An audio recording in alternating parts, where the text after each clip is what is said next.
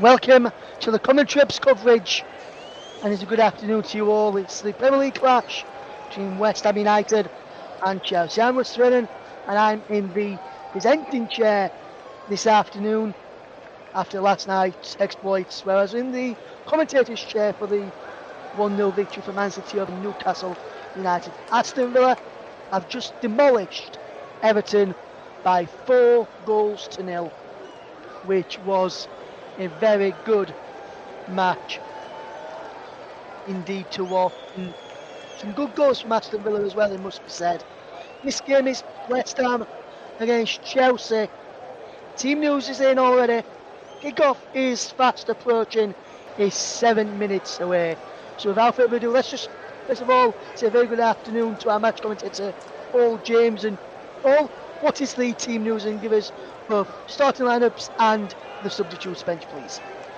Yep, certainly, Russ. Good afternoon, everybody. Good afternoon, Russ. And so interesting team news for Chelsea.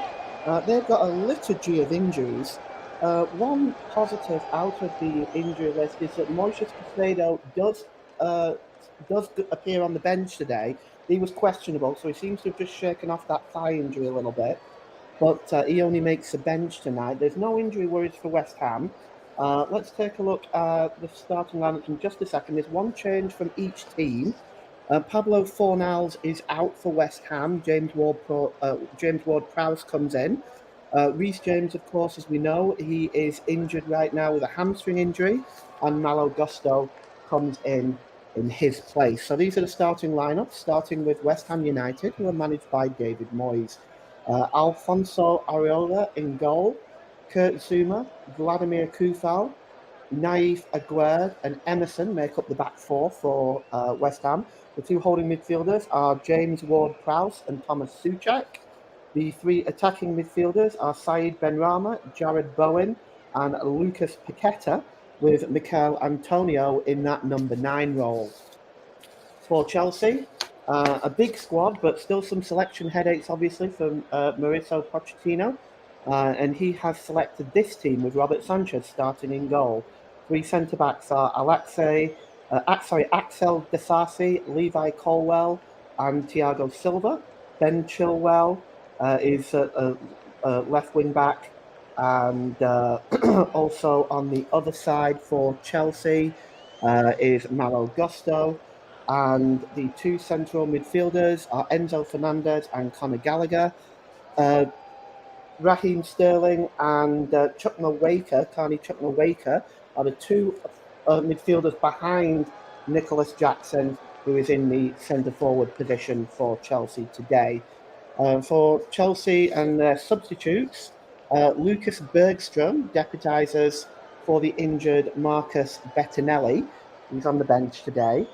Bashir Humphreys, Mark Cucurella, Ian Matson, Mikhailo Mudryk, Leslie Ugo-Chukwuk, Moises Caicedo, Noni Madueke, and Mason Burstow make up the substitutes for Chelsea. For West Ham, they have Lucas Fabianski as their substitute goalkeeper, Ben Johnson, Aaron Questro, Angelo Ogbono, Pablo Fornals, Edson Alvarez, Maxwell Cornet, Danny Ings, and Divin Mbama. The substitutes for West Ham, and that's your team news for today. Thank you very much there, Paul. And Paul, when you look at the two lineups, and just before we go into some where you think the key battles may be, just look at Stativ, which I'm not sure if you've got written down from what I saw when you sent it filters the other day. West Ham have lost 119 Premier League London derbies, which is more than any other Premier League side. And Chelsea have won 149 Premier League London derbies. There's only one team that has won more with 150. Can you name them, Paul? Well, I want to say it's Arsenal, but I'm not 100% sure. You are correct. It is Arsenal. Arsenal have won 150 Premier League London derbies. It's 2 for 2 this weekend, Ross. 2 for 2. It is, yes. Especially after that one they got yesterday correct with my little quiz I set on the commentary yesterday. So the teams are almost ready to come out of the very, very shortly. Just look at the key battles, then what would you see as the key battles today, Paul, in both sides? Probably starting with the midfield battle. How do you see that midfield battle going? And who do you reckon that's where the game could be won and lost? I think so, but I think Chelsea has opted for a very sort of attacking lineup with Chuck Mawaker and Sterling behind Jackson. Um, I think West Ham have got their work cut out defensively dealing with those three because essentially he could move to a 4-3-3 at any time and push Sterling and Chuck Mawaker up alongside Jackson. So that could be an interesting battle to see how West Ham's defence with Zuma and Aguerd cope with Chuck Mawaker, Sterling, and Jackson. So that should be interesting as well. As for the midfield, well, we know James Ward-Prowse starting for West Ham today. I think this is his league debut today, Ross, actually, for West Ham. And he is going to be up against the likes of Conor Gallagher and Enzo Fernandez. So that should be an interesting battle as well. With it being a derby, I never predict with derbies. It's so hard. It's really a question of who wants it most. It's East London versus West London. And I actually think we are going to be in for a real cracker today. Yes, absolutely, Paul. Absolutely, the teams will be out on the field in just right about now. Before we do that, we'll just like to mention our co-commentator for the game today. And say a very good afternoon for the first time to Mike Onnon. And Mike, just a quick one from you. We had a kick-off. What's your score prediction for this game?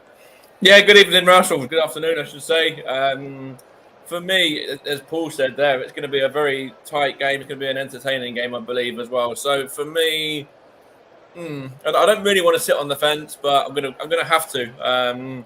Could go either way, this one really. With I'm looking at the lineups now, and both sides have got some real talent on show. So yeah, I'm kind of gonna have to sit on the fence as much as I don't want to. Okie dokie then, Mike. There's Mike Onnon. He's alongside your match commentator, and I'm going to hand over to them both now. First of all, Mike Onnon first. Paul James. Thank you, Ross. Good afternoon once again. Good afternoon, Mike. And our first job of the day is to run through the teams one more time. We'll start with West Ham with Alfonso Arolia in goal. Kurt Zouma, Vladimir Kufal, Naif Aguerd, Emerson, James Ward-Prowse, Lucas Paqueta, Thomas Souček, Michail Antonio, Jared Bowen, and Said Benrahma. For Chelsea, they start with Robert Sanchez in goal, Malo Gusto, Thiago Silva, Ben Chilwell, Levi Colwell, and Axel Disasi, and Enzo Fernandez, Conor Gallagher, Carney Chuck Mawaker, Raheem Sterling, and Nicholas Jackson make up the Chelsea lineups. As mentioned before, the substitutes, starting with West Ham, is Lucas Fabianski, Ben Johnson, Aaron Cresswell, Angelo Agbono, Pablo Fornals, Edison Alvarez, Maxwell Cornoy, Danny Ings, and Divin Mbwama. And for for Chelsea, it's Lucas Bergstrom, Mark Cucurella, Ian Matson, Mikael Mudryk, Leslie Ugo Chukwuk, Moses Caicedo, Noni Madueka, and Mason Burstow. Our referee today is John Brooks. He's 33 from Melton Mowbray in Leicestershire. And he took charge of Crystal Palace's 1-0 win at Sheffield United last week. And he's joined on the lines by Lee Betts, Akhil Howson, fourth official Craig Pawson, Paul Tierney, and Scott Ledger is in VAR. The game is underway, and Chelsea are attacking the goal to our left. They are in their blue shirts, blue shorts, and white socks. West Ham, of course, in their famous claret and blue shirts, white shorts, and claret socks. And Mike, just to bring you in early on here, there's definitely a chance for West Ham here while Chelsea are playing this badly at the moment. Just one moment here. Is Chuck Mawaker. He gets the cross in, and it's just headed away. And it's back again and cleared one more time by Emerson, but he only gets the ball out of play. It's going to be a throw-in for West Ham United. I will bring you in a moment, Mike. And the ball is now with Conor Gallagher for Chelsea. Gallagher plays the ball across the far side there to Colwell. Colwell drops it back to Silva. Silva tries to play the ball through. It's picked up by Jackson and comes out on the edge of the box there to Fernandez, but it is blocked. And now Paqueta plays the ball away, but he doesn't really find anybody. And it just goes aimlessly into the Chelsea half of the field. and Disasi has picked up that ball and given it in the midfield. Mike, what do you think today? Do you think West Ham can upset the odds and put a further dent into Chelsea? Oh, absolutely. They've certainly got a chance. They've got a lot of talent on show with the likes of Paqueta and Jared Bowen. Just to name a couple of players there. Mikel Antonio, I think, is leading the line as well. So they do have options. And this Chelsea side is a very much changed Chelsea side from the last couple of seasons. And they're in sort of a transition period, really, at the moment. So if there's any time that it's, you'd sort of want to play Chelsea, it'd be now. Yeah, that's true. I mean, they certainly haven't been right. Now, under Pochettino, they may be able to fix some of the issues from last season. We've got the long ball is played forward here and just headed out of play by Thiago Silva. It's going to be a throw-in for West Ham United. Just down there is Paqueta right now, just grabbing his shin at the moment. He looks in some discomfort there and rolling around, and we're just going to see whether the referee is going to allow the physio onto the field. John Brooks has gone over to investigate. We'll just take a look at what happened here. It looks an innocuous type of injury. I'm not sure if he even connected with anybody there, but it didn't really look like it to me. It looked like it was kind of, I don't know really. It looked like he went down. I need to have a look at it again. He went down under a challenge from, I think it might have been Conor Gallagher actually. We kind of muscled him out, sort of out of the way a little bit. But yeah, there wasn't really an awful lot in it for me at all. No, I wonder if he just fell awkwardly there. He's basically being sought over by the physio right now. We're just going to go through some additional score lines for you today as well. We, of course, had the Women's World Cup. I'm not wishing to break any English fans' hearts by repeating that scoreline, but Spain did beat England 1-0. Earlier on today, Aston Villa beat Everton by 4-0 after they were hammered last week by Newcastle. So it's an excellent bounce back by Aston Villa. And goals there was by John McGinn, Douglas Luiz, Bailey and Duran scored the goals for Aston Villa. Big win for them today. Yeah, massive win for Aston Villa. And as you say, they had to bounce back on the back of being beaten heavily last week by, was it Newcastle, I believe, wasn't it, I think? So, they had to bounce back there, and they did that in style. It was a very comfortable win for them earlier this afternoon, yeah.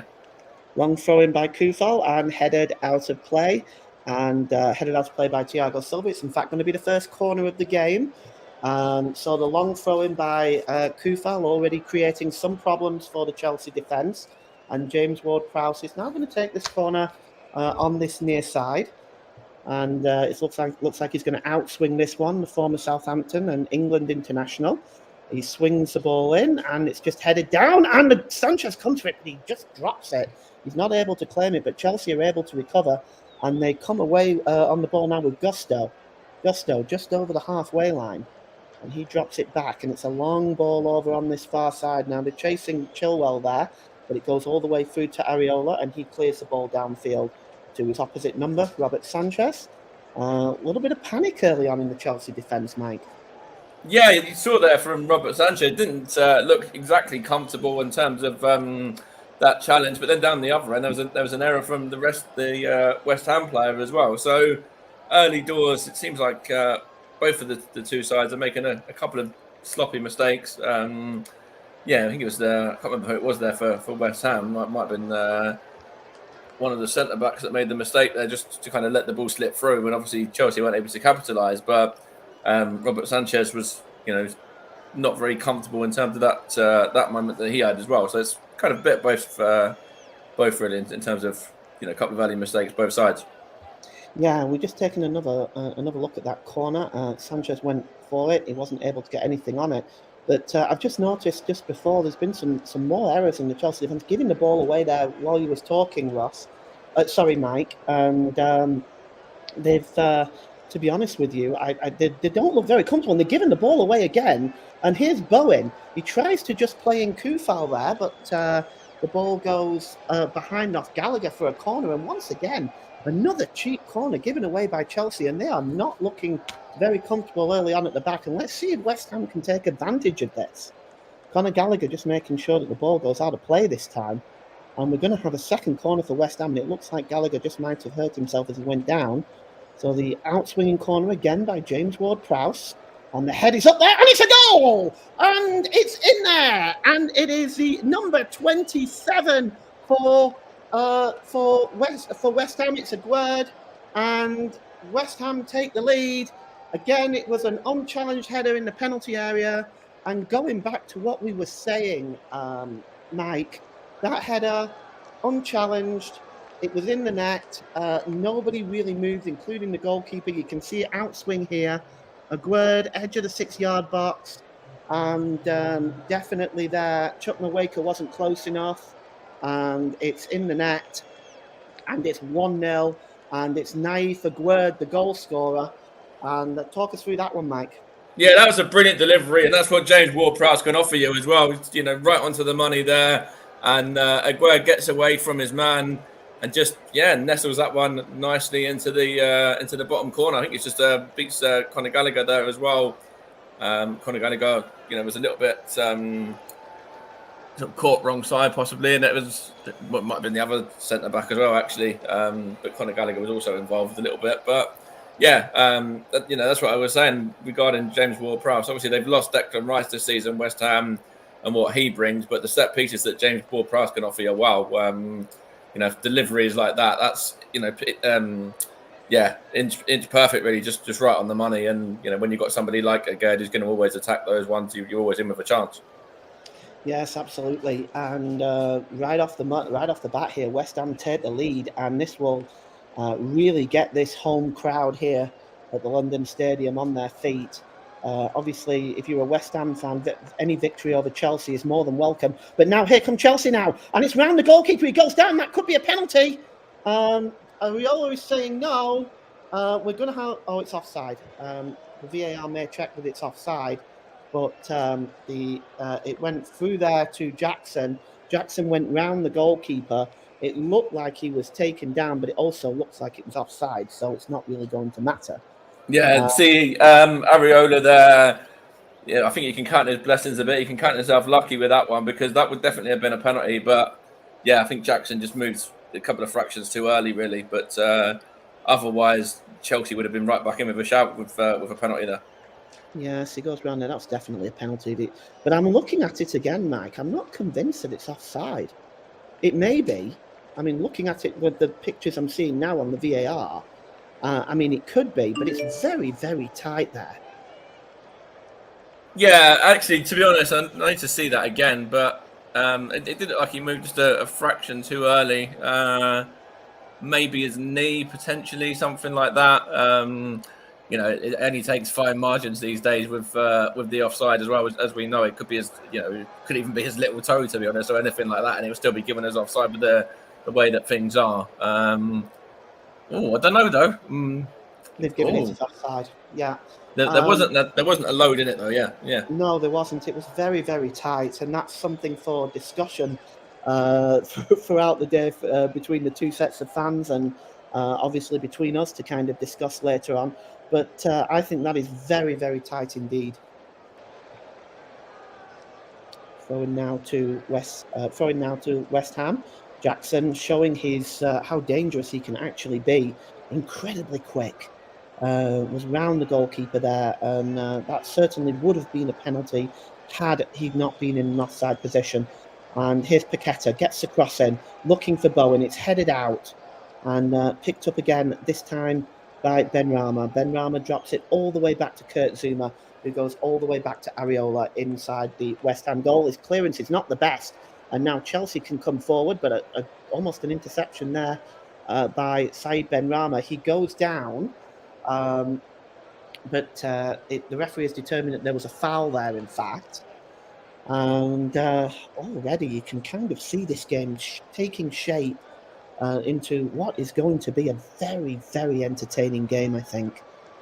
Yeah, absolutely. You can see that it's ebbing and flowing nicely after the first 11 minutes or so, just over 11 minutes now. We've seen mistakes from both sides. Ariola there, was fortunate to get away with that one with the offside from Nicholas Jackson.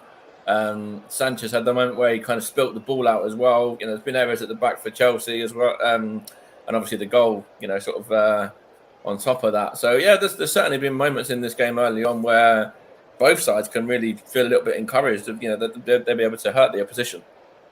Benrahma has the ball now just inside his own half of the field, and he slips it out to Jared Bowen.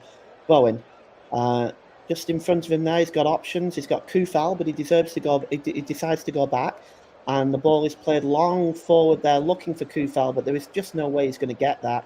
Thiago Silva deals with that, and it's cleared forward now, long. Chasing back is Kurt Zuma, but under pressure is just from the speedy Nicholas Jackson, and he goes all the way back to Areola, and it's back now with Kurt Zuma. Just under pressure there by Carney Chukwuemeka, who's really an energy bolt himself. And the ball is played forward now, and chasing this one is Michael Antonio. Antonio inside the penalty area. Can he get the shot away here? Antonio, he does. It's blocked. And it's over on the far side now. And the ball is going to be just crossed in here, I think. No, he's working towards the edge of the area. I think that was Said Benrahma, but Chelsea come away with the ball now. And picked up at the back there is Aguerd, but Aguerd is dispossessed, and there's a free kick here. We have our first yellow card of the game. And that yellow card, let's have a look here. It looks like it's going to be flashed to the Aguerd. Chukwuemeka does go down very easily there. I think, to be honest, that is a cynical foul, though, and obviously the way that the referees have been taught, have been taught to deal with things these days, I should say, in the last couple of weeks or whatever before the start of this season. Any sort of fouls like that, cynical fouls are automatically going to be given yellow cards. So I don't think Aguerd or anyone can really have any complaints there. It's just the letter of the law these days. All right. Well, here's a free kick from Fernandes. Just whips it in, headed up into the air by Aguerd. It's only out as far as Carney Chukwuemeka. Mweka gives the ball on the edge of the box to Sterling. Sterling gives the ball to Chilwell. Back to Chukwuemeka. The three Englishmen just working amongst themselves there. It's finally given to Thiago Silva and back to Chilwell. Chilwell gets the cross in, looking for options there, and underneath that one is Jackson, and he's just not able to get his head over the ball. But that's Chelsea's best chance so far, Mike. Yeah, and it's come from Nicholas Jackson as well, and he does look like Chelsea's danger man up front there at the moment. Good ball in from Chilwell, and Nicholas Jackson just couldn't quite get his header down, but he's certainly Chelsea's danger man up top there. He's causing West Ham a few problems early on. Well, the ball is cleared forward by Kurt Zuma. Chasing up for that one is Michael Antonio. It's even a little bit too big for him. And it's back at the back there with Colville. Colville gives the ball to Disasi. Disasi goes back to the goalkeeper, Sanchez. And here's Thiago Silva. And again, just dropping the ball. Chelsea trying to slow the game down, I think, a little bit. They've definitely been caught out defensively in the first half. West Ham have a 61% win chance now, with 16% to Chelsea, 23% being a draw. And the ball is played long, and he's looking for Nicholas Jackson again. And he seems to be having the better of Zuma and Aguerd in the centre by quite some distance. He's so incredibly fast. Zuma and Aguerd are really going to have to watch him very carefully. To be honest, I was just going to say Aguerd even more so now that he's on a booking as well. Here's Chukwuemeka, edge of the penalty area, and he drops the ball back. He's given it to Chilwell. Chilwell just drops the ball back to Conor Gallagher. Gallagher, midway inside the West Ham half of the field. He sprays the ball long over on the far side, and it's Sterling now. And he drops the ball back to Sterling. And Sterling just dances into the penalty area. Sterling just looking to get the cross in. He does, but he's not able to get it into the penalty area and ends up pulling it over the crossbar. And, Mike, Chelsea sort of getting themselves back into this game now, starting to create opportunities. Yeah, absolutely. I think the goal has woken Chelsea up a bit there. I think, that's kind of what they needed to go behind. And you can see now that they're really trying to force the issue a bit against this West Ham defence. So, yeah, I think, the goal there has kind of given a bit of lease of life into Chelsea. I think they've kind of woken up and they've realised that they, are in for a bit more of a game than they maybe even expected before West Ham had taken the lead. Benrahma crosses the ball in. It's just out to the edge of the area, and it's headed away. Thomas Souček tried to get the ball back into the box there, but here's West Ham pursuing again. It's Kufal. just down this near side, tries to get the crossing. Kufel, and there's a chance it drops to the edge of the penalty area to Souček. Souček just drops the ball to Benrahma, who has a shot. It's blocked. And it's just headed out there by Chilwell. And as far as Jackson, and Jackson's away here. And, well, he almost got away from Aguerd. Aguerd just got across and made the challenge. Nicholas Jackson is extremely exciting to watch. I have to admit, I'm enjoying not just commentating, but watching this guy. He's so incredibly quick, and he's going to cause a lot of Premier League defences some problems.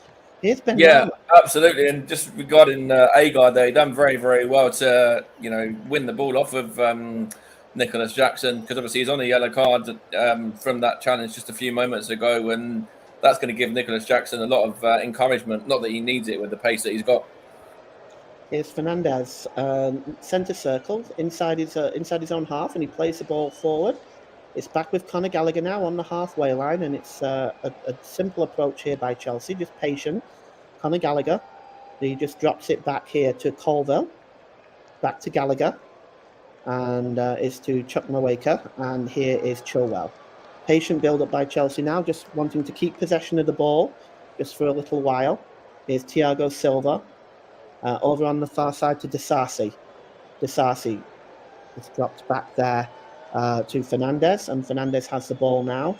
And again, no press from West Ham at the moment. Chelsea just able to keep possession with relative ease at the moment. Here's Fernandez. He gives the ball to Sterling. Sterling running the West Ham defence again. Can he get the cross in, Sterling? Well, it was a little bit better this time, but still much too close to Areola. But Sterling also causing 1 or 2 threats down that side, Mike. Yeah, he is. Raheem Sterling's looking quite bright. He had a good run there at the West Ham backline, and yeah, it was a decent delivery in, but Areola claimed that quite comfortably in the end. But yeah, Raheem Sterling's also looking quite bright, and I'm sure the Chelsea manager Pochettino will be looking to get more out of him throughout the season after what really wasn't a fantastic season for Raheem Sterling last season, or for Chelsea as a club either. Yes, we'll talk about that in a little while. I would like to know how this managed to spend close to $500 million and I don't think, and I stand to be corrected, I'm not sure they actually finished in the top 10. But anyway, here's Enzo Fernandez and Conor Gallagher. And Gallagher just drops the ball over to Sterling, and Gallagher gets it back. He just drops it back there to Disasi, who gives the ball to Thiago Silva. Down this near side now to Colville. Colville plays the ball forward, and just coming back is Chukwuemeka, and he gives the ball back to Disasi again. And he goes over the halfway line and drops the ball to Sterling. And the ball is played forward to Sterling again. Sterling just trying to get inside the penalty area again. And this time he plays the ball off the West Ham defender Emerson, and it's going to go behind for a corner. It's going to be Chelsea's first corner of the game, and we've got almost 20 minutes gone here at the London Stadium, and it's West Ham United 1, Chelsea 0. It's good defending from Aguerd as well. I think he done really well just to knock that one behind there against Sterling. Yes, it was a good interception because, Sterling's starting to create some issues down there. And it's going to be Chilwell now, I think, with the corner on that far side. He's going to swing this one in. And the heads go up, and it's in the air, and it's well claimed by Areola. And no mistakes there. Couldn't afford to. And he has the ball. And you're listening to Alternative Commentary on the Commentary Hub YouTube channel. Today's Player of the Match sponsor on the Hub is sponsored by Commentary Services. And just so you know, Commentary Services would like to thank our broadcasting partners this season, JB Sports and Storm FM. And Commentary Services is the official Player of the Match sponsor on the Hub. And don't forget to follow us on Twitter at Commentary Live 1, and you can like our Facebook page at facebook.com/the Commentary Hub. And just inside his own half here now is Bowen. He plays the ball. It's given away. And now Chelsea can come forward again now with Chukwuemeka. Chukwuemeka looking for Sterling. He actually finds him off a couple of West Ham defenders. Emerson was one of them. It's crossed in by Sterling, but it's a good interception by Souček. It's headed into the air by Emerson, but headed again away by Souček. And it's all the way back now to Conor Gallagher. It's about 35 yards out. Conor Gallagher. And it's looking for options here. Let's see what he can find. He actually goes for a shot, Gallagher, and it's a good save. And it comes back out to Nicholas Jackson, and he hooks it over the bar. but a powerful effort there by Conor Gallagher, Mike. Yeah, very good effort from Conor Gallagher. Opens up there, has a shot from a bit of distance, and then it's spilt out and parried by Ariola, and Nicholas Jackson had to do a lot really to score from that position. But I think West Ham needs to be a bit tighter there in terms of getting a man or two closer to the Chelsea midfield, because Conor Gallagher there had so much room, so much time, and the West Ham players and the West Ham fans, I think, will be needing to. What was I going to say? But basically, I think the West Ham fans would be disappointed with that in terms of the fact that their players were allowing a lot of time and space there for the Chelsea man to get a shot away. Enzo Fernandez manages to find gusto on the far side, but this is again patient build-up by Chelsea, and I think what we are seeing is a lack of press from West Ham right now. We're almost inviting Chelsea forward. And here is Disasi to Gallagher, midway inside the West Ham half. It's just dropped back to Colwill. Thiago Silva. Disasi. And he gets the ball back, and he's just looking for options now, Disasi. He's got, alongside him there, is Thiago Silva. Thiago Silva has the ball now, and he plays the ball long down this near side to Chilwell. Chilwell infield there, and Chuck Mawaker is chasing this, and he gets the better of him, and Chuck Mawaker gets into the penalty area now. He's got options. It's pulled across. Oh, and it's a good piece of defending there by Souček. Oh, that could have been real trouble for West Ham, because Carney Chuck Mawaker got into the penalty area there, Mike. Yeah, absolutely. It's a good play again from Chuck Mawaker, who I think has been a fantastic signing for Chelsea, by the way, moving from Aston Villa, of course, a couple of seasons ago, and good defending there from West Ham. I was actually just going back to what we were talking about a minute ago as well. Chelsea actually finished the season 12th last season, so they were pretty much well out of the top 10.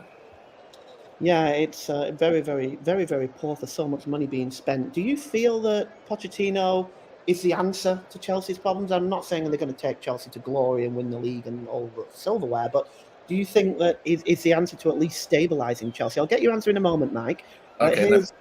Here's Enzo Fernandez. He crosses the ball in, and that's a header. Oh, it's just wide from Ben Chilwell. It just kind of glances off his head from the cross there.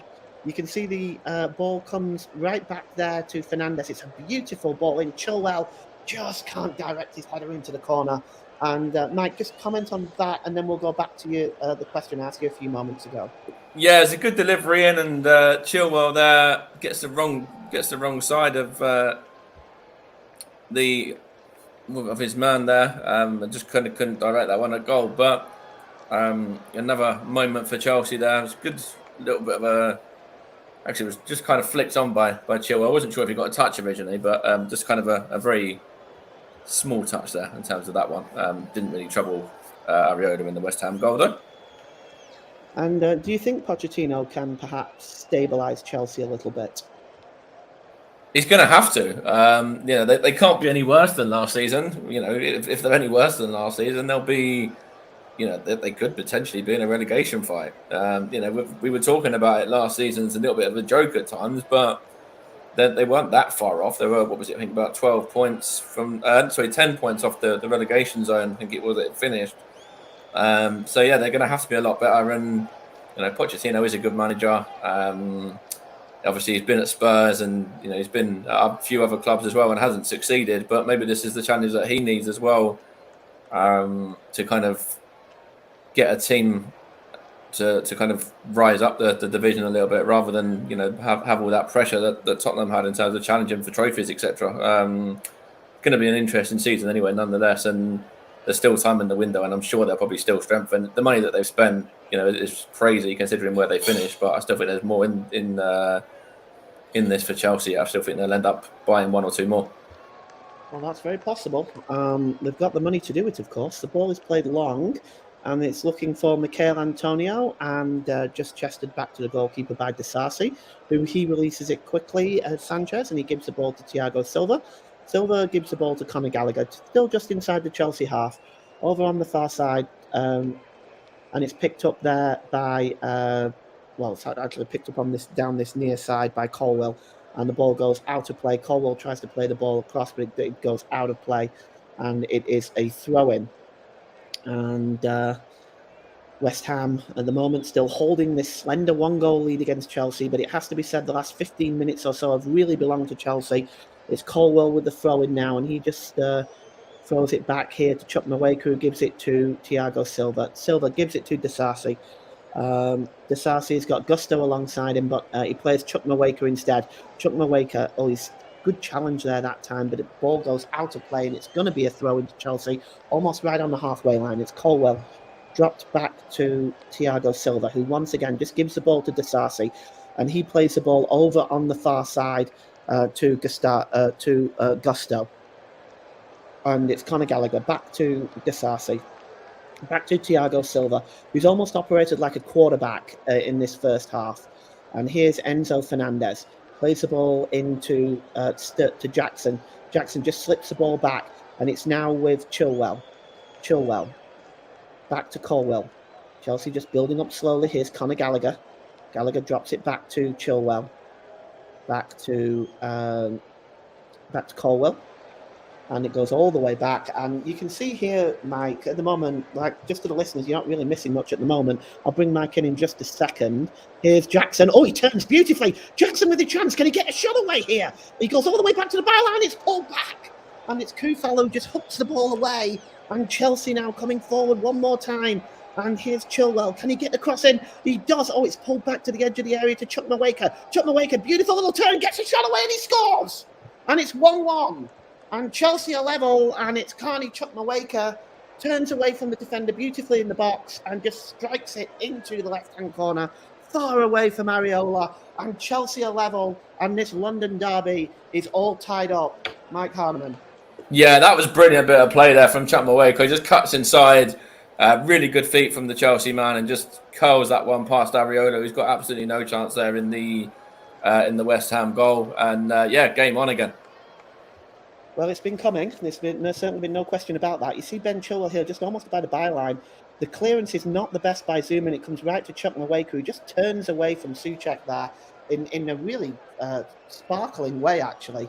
Souček just shows the ball to Souček and just turns away from him beautifully. I don't think Zuma really closes him down, or Ward-Prowse closes him down quickly enough there, Mike. No, I think you're absolutely right. And when you look at Carney Chuck Nweke there, as I said, that's really good play from him. And obviously he's come from the Aston Villa Academy. So maybe, as I was saying about Pochettino before, obviously being a relatively youngish manager, that might be his way to go, signing these young players that have been brought through at some of these other clubs. Obviously that was Carney Chuck Nweke's first senior goal. So it's not a bad way to get your first senior goal in football anyway, that's for sure. No, that's definitely true. And I think it's something Graham Potter started by wanting to sign some of these younger players. Here's Nicholas Jackson.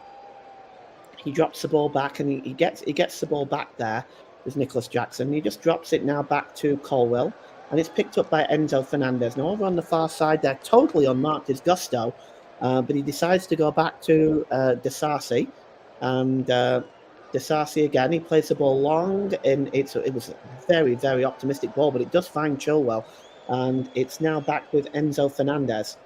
Fernandez, long ball over the top, looking for Sterling. Almost found him. Good work by Emerson there, but Sterling does pick it up, and it's back on the edge of the area with Gallagher. Gallagher down to Chuck Nweke, and now it's given to Gusto. Gusto gets the cross in, looking for options. His header is on. Really there by Chilwell, and now it's back to Fernandez. Fernandez back with Chilwell, back on the edge of the penalty area. It's now back with Thiago Silva. Chilwell gives the ball down this side to Enzo Fernandez, and he just cutting in the penalty area. Fernandez, and he gets the ball across to Colwell, and it's a good block by Kufal, a vital block as Chelsea once again knocking on the door of the West Ham defence. And the pressure keeps coming from Chelsea, Mike. Yeah, absolutely. And West Ham are going to have to do an awful lot to stand up to this pressure as well, with the likes of Chuck Nweke and Sterling and Nicholas Jackson as well, that are really causing a few issues here to the West Ham backline. Just going back to Carney Chukwuemeka as well, that was his first senior goal for club, but in terms of country, for England under 19s, he actually was very, very good. I think he scored a goal pretty much almost every 2 games for them. I think he made 13 appearances and scored 6 times, so he does know where the back of the net is in terms of international football. Yeah, I think he's definitely a future England international for sure. The referee, John Brooks, there just going over to settle something between Chilwell and Souček. They're still shoving and knocking into each other, but the corner is going to come in, and it's just outswung, and there's a header, and it's wide. And the header there, just wide. It was it was sort of a free header, really. He got up there. You might have considered that a chance for Colwell, Mike. Yeah, certainly half a chance there. I'm not too sure, how much he really got on it. I don't think he really got an awful lot on that to direct it at goal or trouble Areola or anything like that. But it's certainly half an opportunity there for Chelsea. Just kind of, I wouldn't call it a full-on chance, but it's still another moment for sure. And the ball is played forward now, looking for Jared Bowen, but chasing back is Colwell. Good work by him, and the official's flag goes up in a rather pointless fashion anyway, considering Chelsea have possession of the ball. But the game will continue. There's no need to stop things here. Here's Thiago Silva, and he's looking at options as well. You are listening to Alternative Commentary on the Commentary Hub YouTube channel. And Commentary Services would like to thank our broadcasting partners for this season, JB Sports and Storm FM. Commentary Services, the brilliant Commentary Services, is the official player of the match sponsor on the Hub. And don't forget to follow us on Twitter at Commentary Live 1, and you can like our Facebook page at facebook.com/The Commentary Hub. I was just going to say, you just mentioned there about the game being pretty free-flowing, and it has been. I don't really remember any stoppages in terms of the opening 33 minutes or so. So I know we've still got a bit of time, but we might not actually see the normal 13 minutes or so like we saw earlier in the England game this morning. Well, let's hope not, because I think he gets to the points of absurdity like that. The ball is out on the far side to Benrahma. He's got 2 Chelsea players in front of him, but he drops the ball back to Benrahma and just swings the ball across over on the far side looking for Jared Bowen. Bowen has the ball in front of him. He's got Chilwell in front of him. Bowen turns and he gives it to Kufal. Kufal cuts inside. He's going to get the cross in. Benrahma is over there, but that's a good piece of defending by Gusto. And now Chelsea can move away, and it's Nicholas Jackson. Oh, look at this guy go. He plays it over on the far side to Sterling, and Jackson's in again now. And it's a tight angle, but there's nobody up there with him, probably because they can't catch him. But he tries to swing that ball across there, Jackson. He was at a tight angle for a shot. But once again, he just outstripped the West Ham defence. And now Raheem Sterling has the ball, and it's knocked behind by Aguerd. And once again, Chelsea looking bright up front, Mike. Yeah, absolutely. And it's that man, Nicholas Jackson, again, mostly, although Raheem Sterling was involved for a moment there as well. And it makes you wonder, doesn't it, whether Nicholas Jackson has been involved in athletics at a younger age or anything like that with the pace and the speed that he's got, because he's certainly very rapid up top there. Yeah, he was away, and of course there was no support up for him, unfortunately, for Chelsea. But there was a tight angle, and Paqueta falls asleep there and lets in Raheem Sterling as well. So I think Paqueta has been shown the yellow card as well, incidentally. And the cross comes in. It's just headed back to the edge of the area. Oh, and he just slipped at the vital moment there. Did Gusto? He just at the vital moment he slipped when he was about to get the shot away. And now West Ham can move away, and it's Michail Antonio, the big man, is brought down, and it'll be a free kick. And another yellow card issued here. We're just trying to see who that is. If that is issued at Disasi. So Disasi goes into John Brooks's notebook, and that's the 3rd yellow card shown in this game. Yeah, cynical again, really. It's pretty similar to the one earlier on where I think it was Agard that got booked earlier on for a pretty similar kind of thing. So no arguments there, I think, for Disasi or for Chelsea, as Michail Antonio was certainly getting away. And the ball is played forward from the free kick, and it is headed out of play by Disasi. And it's going to be a throw into West Ham. It's level with the Chelsea penalty area, and Kufal is about ready to take this. And you can see, if you look around on the stadium, there's almost no empty seats left in the house. This is such a big game for both teams. Kufel launches it in. It's headed up into the air by Souček. It's out to the edge of the area to Paqueta with a shot. Oh, it clips the outside of the post. And Paqueta coming so close there. Well, I'm not 100% sure really whether Sanchez would have had that covered, but it just bounced out to Paqueta on the edge of the penalty area. I'd say looking at that angle, he probably did have it covered, but it just clips the outside of the post there. Close. Yeah, I think he did have it covered as well, if I'm being honest. And actually, that was West Ham's first opportunity in this spell here, sort of 15-minute spell. Chelsea had a lot of the opportunities at goal. I think they had 5 or 6 in that time, and that was West Ham's best opportunity since allowing Chelsea level, I should say, and not that far away either. Paqueta can count himself a little bit unlucky there. Well, while you was talking there, Mike, the stats came up. The possession, 73% possession for Chelsea. That's a staggering amount. That's Manchester City sort of territory, is that really? The ball is played forward, looking for Jackson, goes all the way back to Thiago Silva. Silva just drops it back to Disasi. Disasi plays it forward. Conor Gallagher picks up the loose ball, and he just drops it back to Fernandes. Fernandes has got options ahead of him. He's trying to play the ball in for Sterling. It's a wonderful pass. Sterling just, his first touch just let him down. If he'd have been able to have brought that down any better, he'd had a real chance there. But what a wonderful ball from Enzo Fernandez, Mike. Yeah, that's what Enzo Fernandez can do. Brilliant ball over the top there. Sterling's in, and a little bit fortunate there from the West Ham point of view. I think it was Agad. Just kind of was able to do enough there in terms of stifling the attack and the opportunity. But yeah, that ball from Enzo Fernandez to pick out Sterling, right to his foot as well, was a wonderful delivery. The ball is back now with Enzo Fernandez. His cross was blocked that time. It looks like he might get another bite at the cherry, though. He has the ball back, and this time he opts to just drop it back to Conor Gallagher, who's going to have a go himself. No, he drops it back to Colwill, and Colwill gives it to Chukwuemeka. Colwill, as Chelsea just sort of camping inside the West Ham half of the field right now. They've got every player in the West Ham half of the field except the goalkeeper. Here's Enzo Fernandez, and it's Conor Gallagher. Fernandez just drops the ball back to Thiago Silva. And it's over back to Fernandez, and Fernandez just gives it to Sterling. Sterling passes the ball back. It's back now with Gallagher. Back to Fernandez, who's been really impressive in this first half. I have to be honest, based on this first half alone, Mike, you have a Herculean task in choosing a player of the match today. But the game continues now with... Absolutely.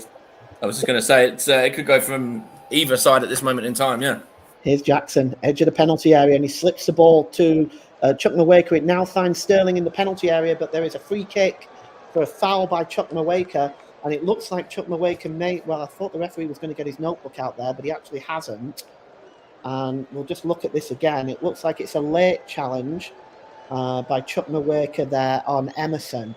And, well, Mike, it's late, but you think it's yellow card worthy?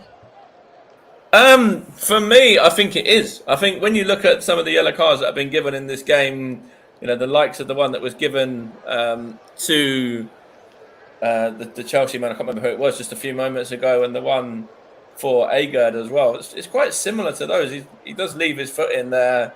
So I think he's a little bit fortunate to get away with that one, personally. Basically based around some of the other challenges that have been given yellow cards in this first half anyway. Well, he definitely hasn't got away with it, Mike, actually, because the yellow card has been given. Comment in the comment section by Miraj Shah saying, Hi Miraj, hope you're well, and hope you're enjoying the coverage today. So the ball is cleared downfield. And yes, I was initially right in my thinking that the referee did get the notebook out, and he did book Chukwuemeka. What I will say is that's very consistent refereeing, and I like that. I very much like that a lot. It's Enzo Fernandez, and you're right about that, Mike, actually. It's nice to see for a change. Enzo Fernandez plays the ball to Chukwuemeka, and Chukwuemeka just drops it back there to Colwill. Colwill gives it to Chilwell as Chelsea continue to knock on the door. Here's Sterling now. Sterling dancing into the penalty area. He goes down there, and that could be a penalty, and it is. The penalty has been given, and Sterling danced into the penalty area, and it looks like James Ward-Prowse is a guilty party, and Chelsea have a penalty. Not Ross, sorry, I apologise, Mike. Let's just take a look at that again. Oh, it's right on the edge of the penalty area, and it's Souček. My apologies to James Ward-Prowse. Souček is the one, and he's immediately said no, but to me, Mike, I think it's Stonewall. I think it's a penalty as well. Just want to see, just to make sure it is actually inside the area. I think initial contact potentially might be outside. It was Souček, but there was also potentially a shove in there. Yeah, I think potentially it might be outside, but that's the only thing that West Ham could argue. It is definitely a foul when, Chelsea get that penalty, which they thought they might have had earlier on in the half for that one on Nicholas Jackson. But the only argument for me, it is a foul. The only argument is whether it's inside the area or not, and it's deemed to have been, Yeah, the VAR check looks like the referee has, let's see what the outcome is. I don't know whether he's given, it is. He's given it now. And it's going to be Enzo Fernandez that's going to step up for Chelsea to give them the lead in this London derby. It's Enzo Fernandez against Areola. Areola just dancing on his line, and he's just waiting for the referee, John Brooks' whistle. Here comes Fernandez, and he steps up. And, it's a super save by Areola. Oh, my goodness me. That is a super save. Now, it might have been at a good height for him, and we'll get Mike's thoughts here in a moment. In fact, Mike, if you want to just give your thoughts on that now, what a good save.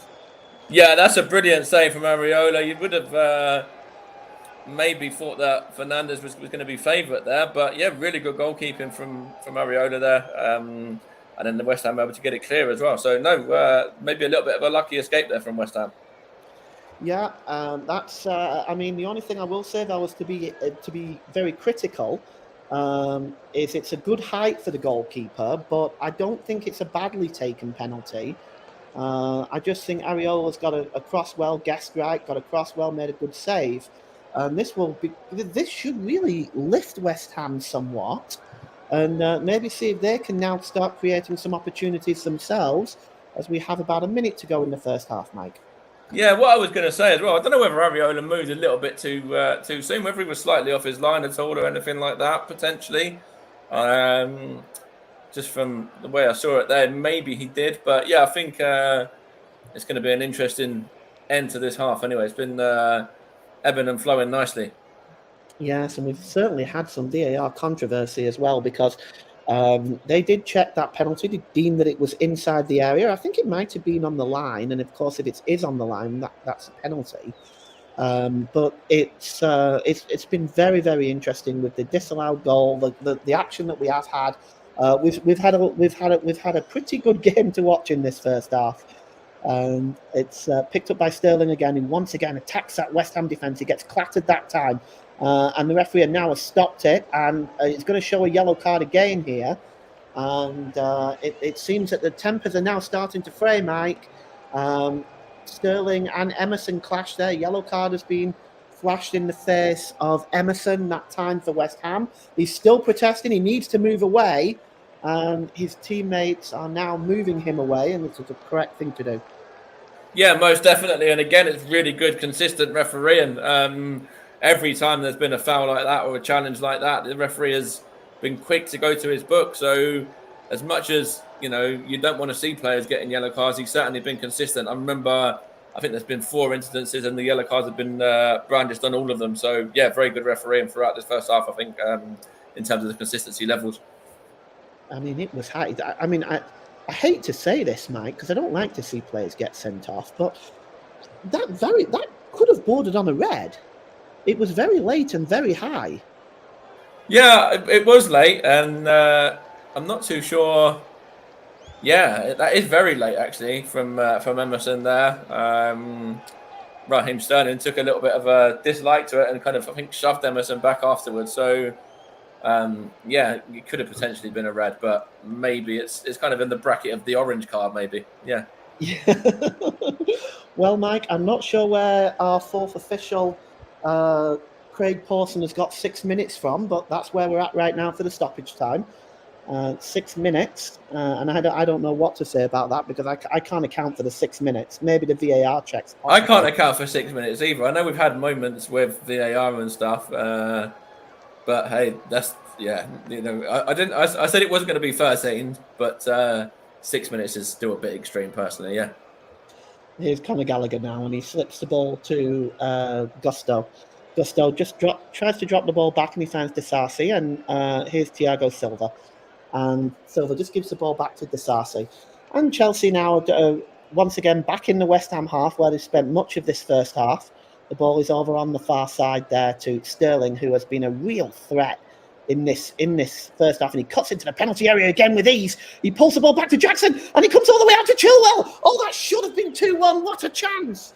Chilwell gets the ball back, and it's out to the edge of the area, and it's played across there by Colwell to Enzo Fernandez, who's also been impressive, and he's fouled that time, and it's going to be a free kick by a foul by Lucas Paqueta. But, Mike, what a chance for Ben Chilwell there. Yeah, big opportunity for Ben Chilwell there, and good defending actually from West Ham in the end. But Chelsea are certainly turning all the screws and putting all the pressure on in terms of trying to force the goal. Anyway, West Ham had that moment through Paqueta, but other than that, it's been pretty much all Chelsea. In fact, since they levelled up this game. Well, we've got a free kick about 35 yards out. There is a two-man wall for West Ham. Mikel Antonio is in it, but it's taken quickly by Fernandez. Over onto the far side to Gusto, which is cross is blocked by Jared Bowen, and it goes out of play.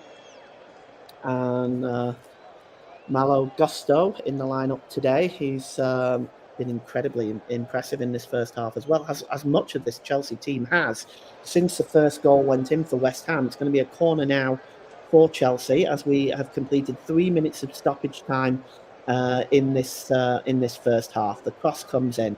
Everyone up there, and it's just knocked away by Areola for another corner. Opting not to catch it there and just thumping it behind for a corner to Chelsea on the other side this time. And I just wonder what David Moyes is going to say at half time, and we'll get Mike's thoughts on that after this corner. Yes, Chelsea have been much of the better side for large parts of this first half, and the corner's going to come in again. And once again, it's going to be Enzo Fernandez. He plays it short this time to Jackson. Jackson, just inside the penalty area. Is he going to get a shot away? No. He gives it to Carney Chukwuemeka. And it's down on this near side to Sterling now. He's moved over to the left-hand side, but he's dispossessed. And he's dispossessed by Paqueta, but Sterling fighting back and knocking the ball out of play.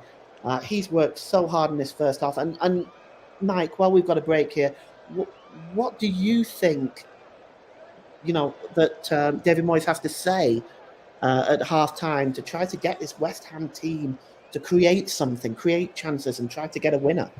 It's going to be a really interesting half-time discussion there from David Moyes. I think they're just showing the penalty again. It did look like he was off his line, Areola, actually, as well, for that incident there. But for David Moyes, I think he's going to have to sort of say along the lines of, we started the game bright. We were at Chelsea. We were forcing mistakes, and then they kind of just stopped doing that and allowed Chelsea to play. So I think that's going to be the message. Just kind of that this Chelsea side, they're young, they're inexperienced, and there is mistakes in there. It's kind of has been forced and shown early on.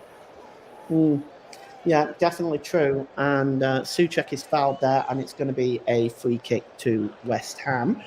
We've played 5 of the 6 minutes of stoppage time here at the London Stadium. To be honest with you, at this point, I can't see much more than 6 minutes being played. But of course, as we're all aware, 6 minutes is the minimum. Chukwuemeka is now down, clutching his knee, and he looks in some discomfort there, does Chukwuemeka. But he is he's just holding his knee there. And Chelsea do not want any more injuries at this time because, to be honest with you, they have already got a liturgy of injuries, Mike. They have a big squad, of course, but they do have a lot of injuries that they could really do without. Yeah, most definitely. And this is a key player for them as well. Obviously, we mentioned Nicholas Jackson and Raheem Sterling. But obviously, Chukwuemeka is the man who's got the goal for Chelsea. And he has looked bright and he has looked lively. And has caused this West Ham side problems as well. So it's certainly an injury that they want to be able to heal up nicely, and for him to be able to carry on and play the rest of the game and have a bit more of an impact. Do you? I mean, while we've got this break in play and Chuck Mweka is receiving his treatment, why don't you give me your assessment in the first half? Tell me what you think about what each side needs to do to kind of pick up the 3 points today.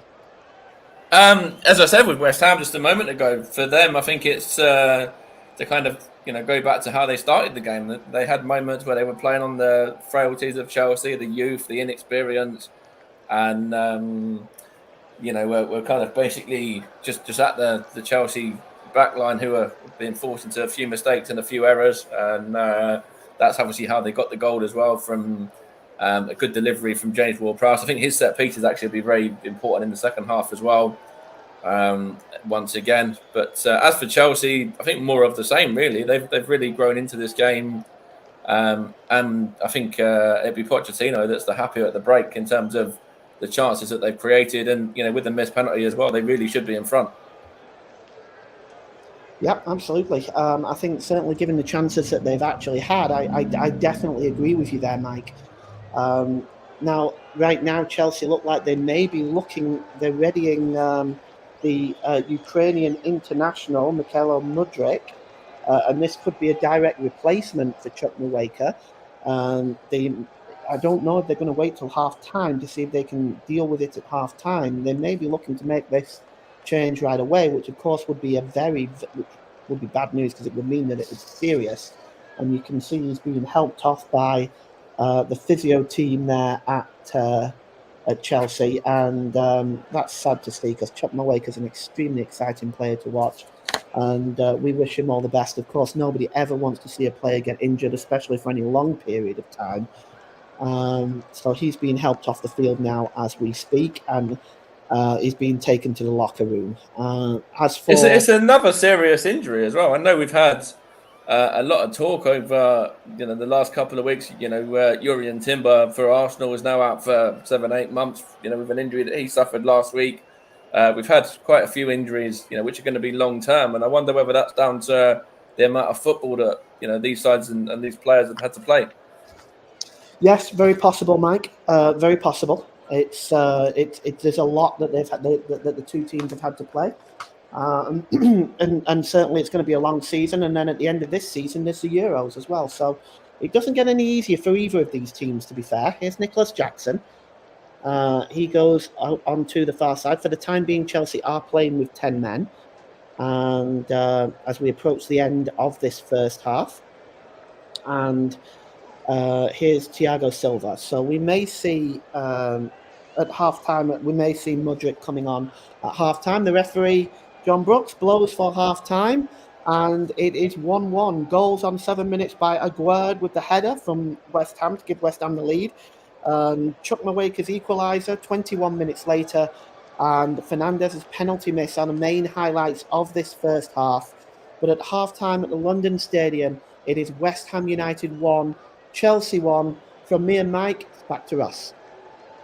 Thank you very much, Paul, and thank you very much to Mike as well. Brilliant first half coverage from both of them, and we'll be back with them very shortly to get their thoughts on that first half and see how the second half will look to shape up as well. It's been a good first half, both teams trying their best, probably just edging it at the break as well. What we're going to just quickly go and do, we're just going to take a quick break as well. We'll be back in a couple of minutes on this Super Sunday Clash. Is West Ham United 1, Chelsea 1 at the break.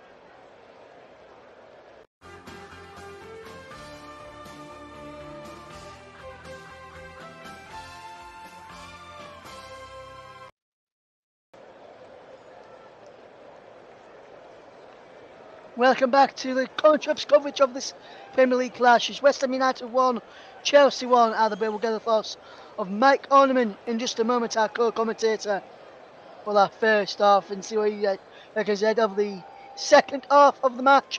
Well, in a moment, we'll go through the scores from the other matches that took place there. In the Premier League earlier on, it finished Aston Villa 4, Everton 0.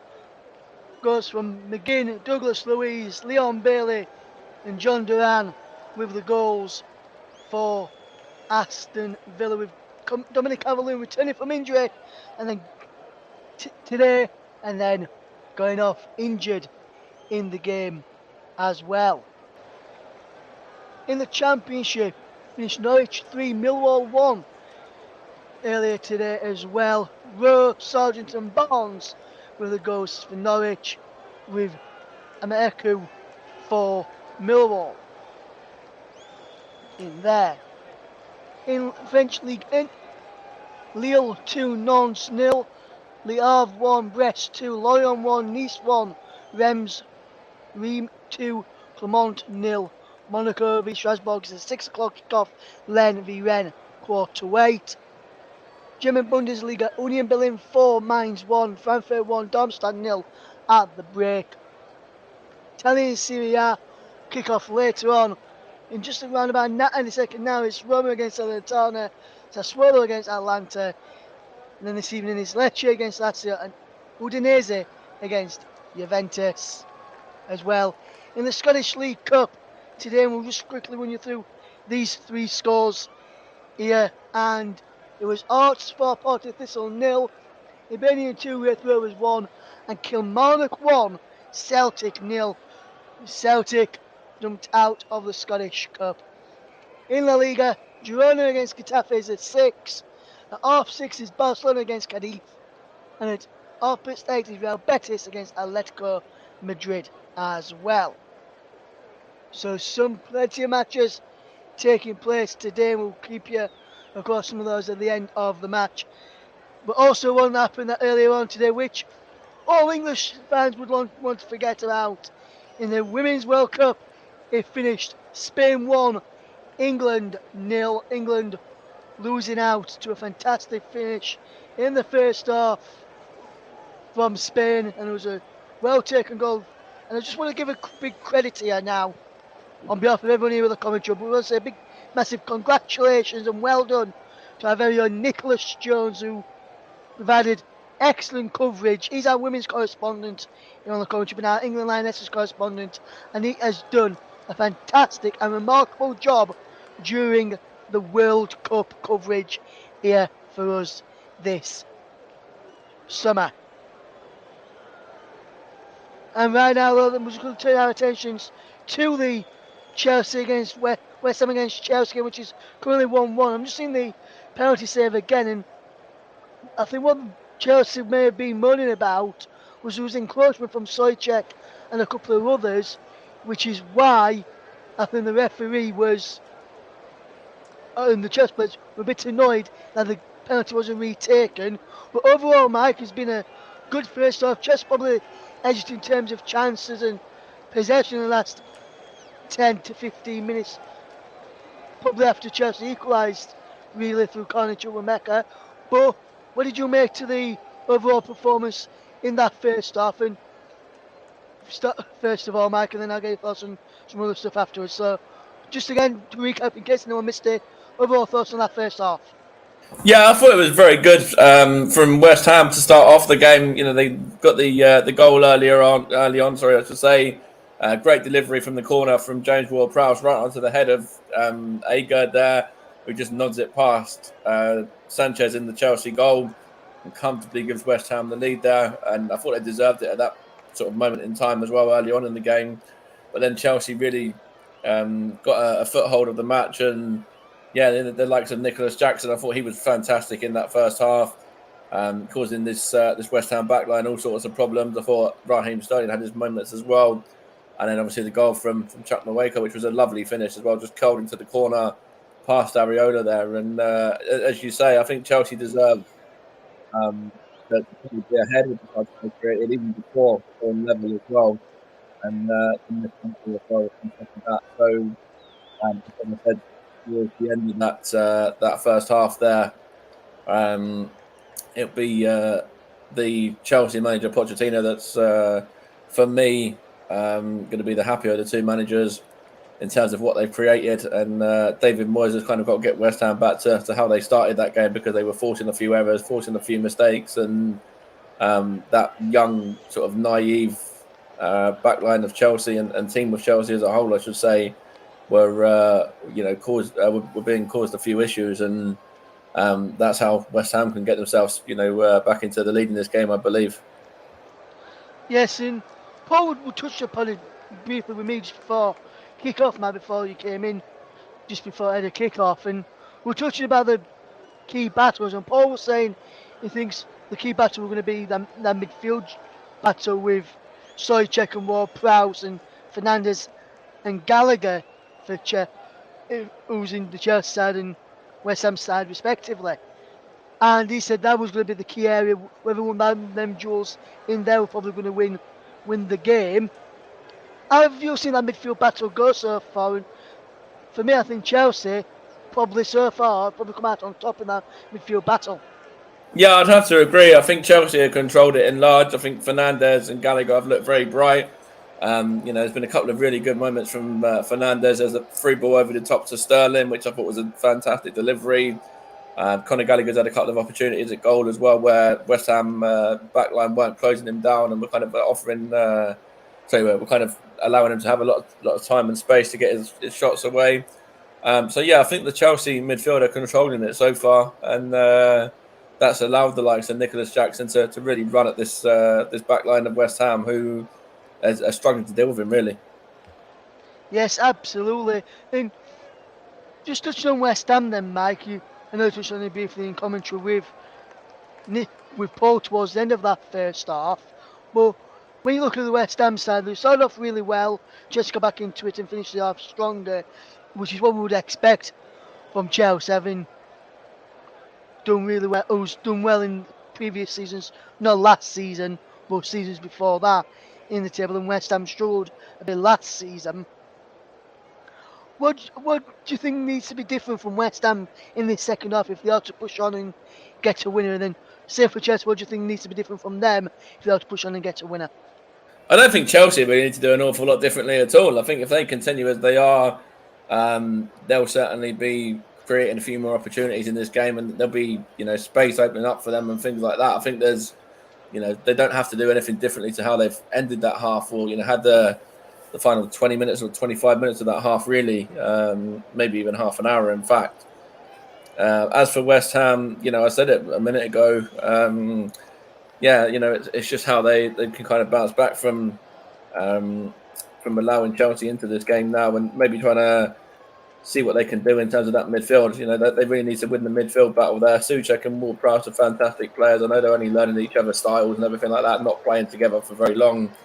And maybe that's had an impact on things as well. But just looking at the subs as well for anything that West Ham can do in terms of changes, there's options there on the bench. So maybe you might see somebody like maybe a Danny Ings or a Cornet come on, even a Fornals potentially as well, that can have a different kind of take on this game, and maybe they might have a bit of an impact in the second half. But I think Chelsea fans can be very pleased with how the first half's gone from them. The only disappointing thing is that they're not ahead. Yes, absolutely. Then absolutely, we're getting ready for the second half. Stokely with the Premier League game between West Ham and Chelsea. Some excellent games that we've got coming up on the channel later on over the next weekend as well, to bring you. We'll hopefully have a few more in the upcoming weeks and months of the season. We're not going to stop just yet. Just because the Women's World Cup has stopped doesn't mean we're stopping. The Football League season is now up and running, and the Premier League too, and we're now going to be bringing you all the action from across those as well. We may even dip in some European leagues as well, like La Liga, the Bundesliga, French Liga, and Italian Serie A as well. Looks as though Michaela Mudryk may be coming on for Chelsea, as he's just getting an intense warm-up just before he comes on to the field of play. It looks like a man be replacing Corny Chukwuemeka after the break, who went off, hobbling off towards the end of that first half, but it looks as though he may come off altogether in the short, very, very shortly. So we'll get ready to hand over to Paul James, who can tell us about that in just a second. Mike, you said at the start you were going to sit on the fence. Well, you said you didn't want to sit on the fence because you didn't want to get any splinters in your backside. Mike, just looking at the second half and where the first half has gone, do you think Chelsea will win this, or are you still sticking by going on the fence? No, I think now looking at the game and the way that it's panned out, Chelsea certainly are in the ascendancy at this moment in time. Obviously, football is a funny game, and that can change in an instant, in the blink of an eye, etc. But yeah, Chelsea are in control at the moment. Yes, so the teams are back outside of the second half. We're just waiting to try and get the confirmation of who's going to be replacing who. Mudryk is going to be replacing. We think it could be the goal scorer Corny Chukwuemeka, which will be confirmed in a moment. So let's hand over then to your match commentators for the second half. Is Mike Onneman, but first, with the news of the change for Chelsea, is Paul James. Thank you, Russ. Welcome back, everybody. So just looking at this, we've not got an update on the change yet. It definitely does look like Mudryk is coming on, and I think we can say with about 99% certainty that it is Chukwuemeka, but we haven't had anything official as of yet. So we'll just wait and see. But you can see there, Mudryk is looking to come on at this time. Having a final word from Pochettino. Mike, Mykhailo Mudryk, impressive player. He's shown himself to be very competent in this league as the West Ham team are now coming out. What do you think he can bring to this second half?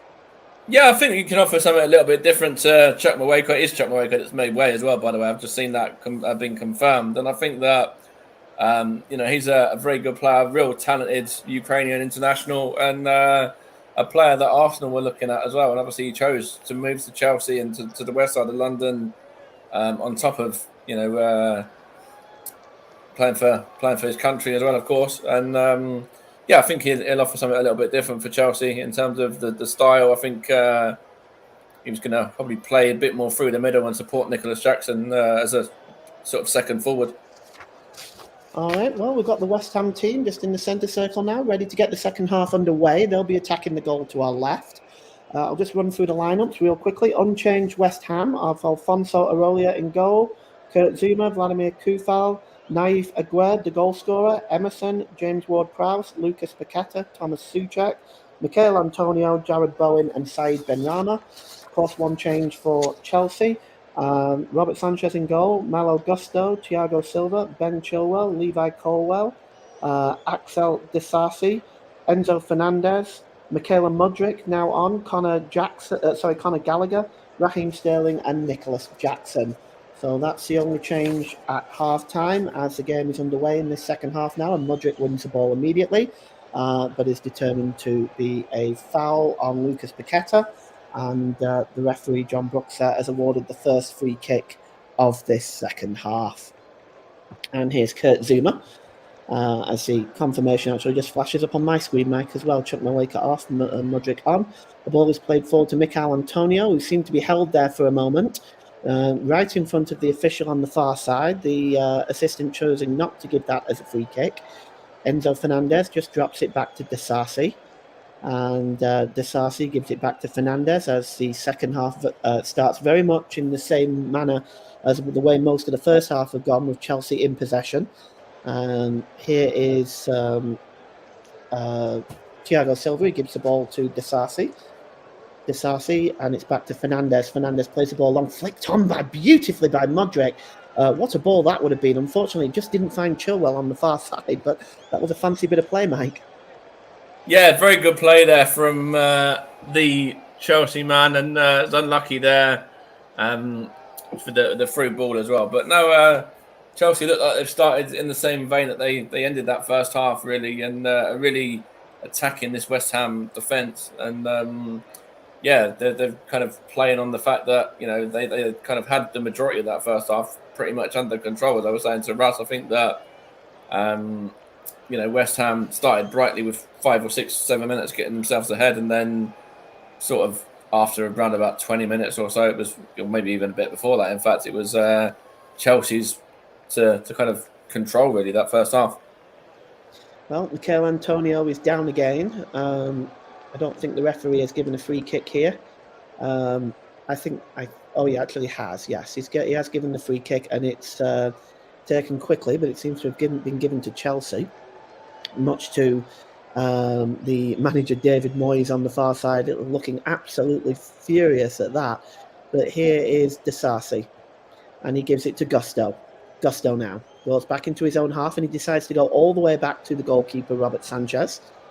Sanchez just gives the ball to Thiago Silva, and he gives the ball to Disasi, as once again Chelsea just happy to keep possession and patiently build up. It's Jackson here, just drops the ball there to Fernandez. Fernandez gives the ball to Raheem Sterling, who's dispossessed by Emerson, and then in turn he fouls James Ward-Prowse, and it'll be a free kick to West Ham United.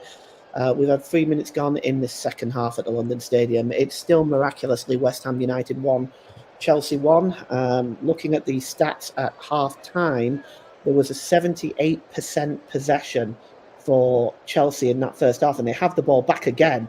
And Enzo Fernandez just loses it this time to James Ward-Prowse. Emerson gives the ball away to Jackson. Jackson plays it ball through to Sterling. Sterling gets the ball across, but it's hacked away by Koufal. And as far as Emerson just tries to flick the ball on, but Fernandez wins the ball back. It goes down under pressure. But West Ham have the ball now, and it's Paqueta. Paqueta just plays the ball. It looked like it played the ball off Gallagher there, and it is in fact a throw-in to West Ham United.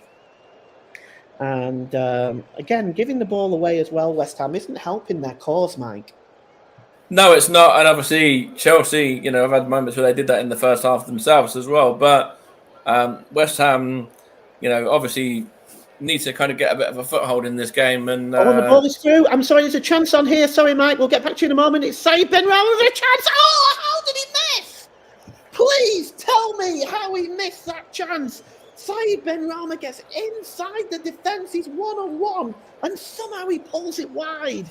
I think he's got a bit too much time and space. I think he's, you know, I think he's kind of a little bit torn about what to do in that incident. You know, I'm not sure whether he's waiting for support, whether he's not confident enough to have a shot at goal. You know, like I don't know what really was going through his head there, but that really should be 2-1 to West Ham. Yes, it certainly should have been, and I don't know that they'll ever get another chance like that again in this game. And Mike, I do apologise for interrupting you. Do you want to just finish your earlier point? To be honest, I don't really remember what I was saying, to be fair now, so we'll just carry on and we'll move through it. Well, the ball is here with Disasi, and he plays the ball to Enzo Fernandez. Fernandez, it's intercepted now, and West Ham can maybe move forward a little bit now. And here's James Ward-Prowse from the edge of the area. We know how dangerous he is from there. His shot is blocked. And it's won back, though, again by Saïd Benrahma, working hard there. And here's Paqueta. Paqueta gives the ball to Souček, and Souček drops it back to Aguerd. Aguerd plays it across to his centre-back partner, Kurt Zouma. Zouma plays a wonderful ball long, but it's a good interception by Colwell. But West Ham still have the ball here. And just over this one is Koufal, and Koufal is dispossessed. And Chelsea now moving forward. And here's Jackson. Jackson just tries to flick the ball on there. And he picks up Mudryk. Mudryk gives the ball to Chilwell over on the far side. He's level now with the West Ham penalty area. Back to Chilwell, and he gives the ball to Gallagher. Gallagher just gives the ball to Enzo Fernandez. He just tries to slip the ball through there to Mudryk, but the ball is won back. And Chelsea now get the ball back. They'll have another opportunity as they're once again camped inside that West Ham half of the field. And here's Gallagher. Gallagher plays the ball forward to Mudryk. Mudryk just holds the ball up, and he pulls it back here now to Jackson. Jackson trying to get the ball back there, but it's a good piece of defending by Souček. Wins the ball back for West Ham. Now let's see what they can create, but they're only successful in putting the ball out of play from Souček. And once again, it just hands the ball back to West Ham. and again there, the ball is given away, and I think that's what you were saying, to be honest, just a minute ago about West Ham giving the ball away in these sort of dangerous areas and things like that. I think West Ham, what they really need to do is kind of just have a bit of composure and maybe just string a few passes together and kind of get the confidence that way. Yeah, definitely true. The ball is crossed in there now, and it's claimed by Areola. Well, again, we're just seeing some action on the Chelsea bench there as more substitutes are out warming up, and West Ham though now coming forward with Paqueta. Paqueta just drops it back there now, back to Aguerd. Aguerd plays the ball forward. He got the goal for West Ham, and the ball is over the halfway line now, and Said Benrahma trying to win the ball back. He gets a second chance. He gives the ball to Michail Antonio. Antonio, such strength. He's got into the penalty area. Antonio with a shot. Oh, I say, that's absolutely magnificent. Absolutely magnificent. The strength and pace of Michail Antonio gets into the box and he drills it past the goalkeeper to the right-hand side to give West Ham a surprise 2-1 lead. And Mike, tell us all about it. Yeah, that was a brilliant bit of play there from Michail Antonio. A lovely finish. And Sanchez in the Chelsea goal there, absolutely no chance. I think there was a mistake there from, who was that? I think it might have been, who was that? The Chelsea player that made the mistake was the number 2, Disasi, who's on a yellow card already as well. It was caught out a bit there. I think he'll be disappointed with that. But what a finish from Michail Antonio anyway, that's for sure. And certainly that goal comes against the run of play and West Ham back in front again. Yes, Michail Antonio, the strength that he's got. And he was starting to get in a very awkward angle there. But the finish was absolutely superb. Totally against the run of play, as Mike mentioned. But West Ham take the lead again now. And now they have an opportunity to maybe grab victory from the jaws of defeat, really. As West Ham get the game back underway. Chelsea get the game back underway, and it's with Enzo Fernandez now. And this is going to force Pochettino's hand a little bit, Mike, because he's going to have to be looking now at maybe some changes from the bench, because despite the possession, despite the chances created, West Ham are still winning this game.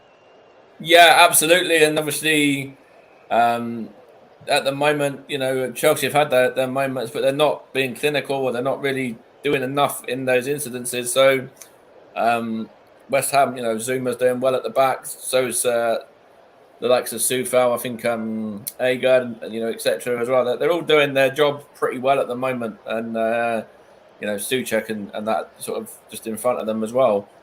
So yeah, they're certainly going to have to offer something a little bit different now, Chelsea, and maybe Mudryk that's come on might have to have a bit more of an impact than what they were sort of hoping for. That he has pretty much straight away. Really, now he's not had much time in the game, but yeah, maybe Mudryk's going to have to really show what he's about now.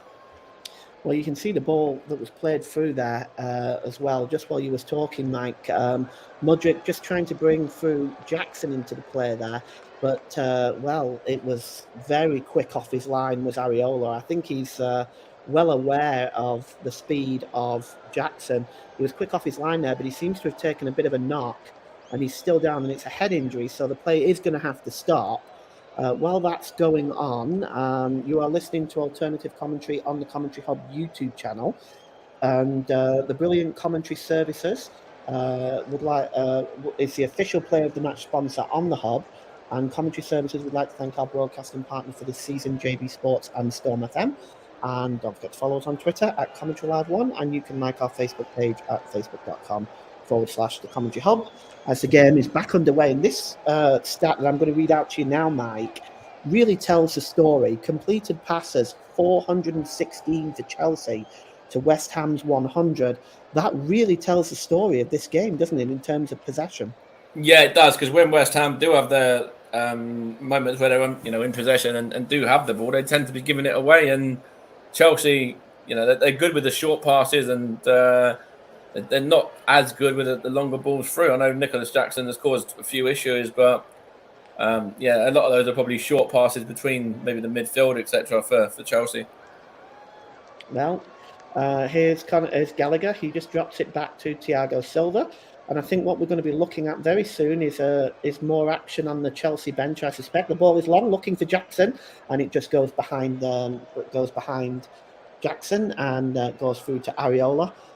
Indeed, we are now. We're seeing one of the Chelsea substitutes strip off. I'm just not sure who that actually is. I think it might be Caicedo, I believe.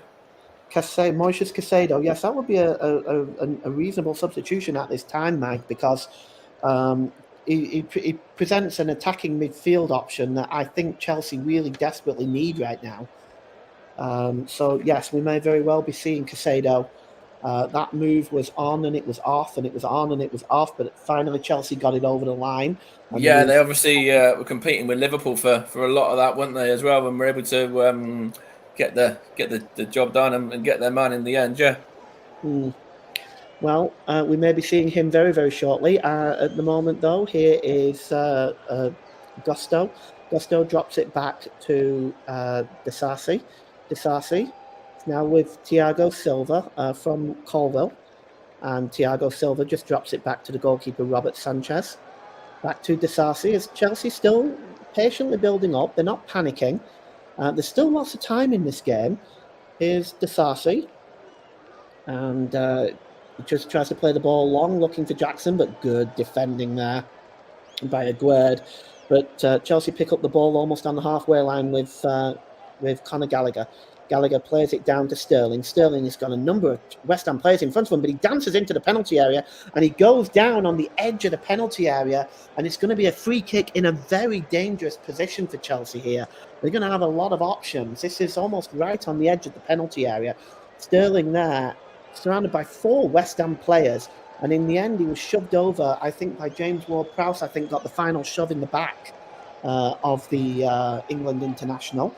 And Raheem Sterling has won this free kick here, and standing over this is Enzo Fernandez. Now he's got Gusto on very close by if he wants to play the free kick short, but he may well launch this one into the box. We're on the hour mark. It's 2-1 to West Ham. Fernandez just standing over this 2-man wall there. It's swung in and it's just flicked away there by Souček, and that's going to go out for a throw-in, but it's right by the corner flag. Let's see if Chelsea can launch a long one in, as yes, it looks like Caicedo is now receiving some final instructions from his manager, Pochettino. And I want to say that it may be Chilwell coming off, but we'll see how that all works out in a moment, because it now does look like that change is going to be made. So yes, Caicedo is on. Moises Caicedo is coming on, wearing number 25. And it is, in fact, Ben Chilwell that is coming off. So perhaps a change of system here, Mike. Yeah, I think potentially they might be looking at going maybe 3 at the back and putting an extra body into the midfield there in terms of the attack. Maybe it'll be Colwill, Silva and Disasi as a back 3 potentially, yeah.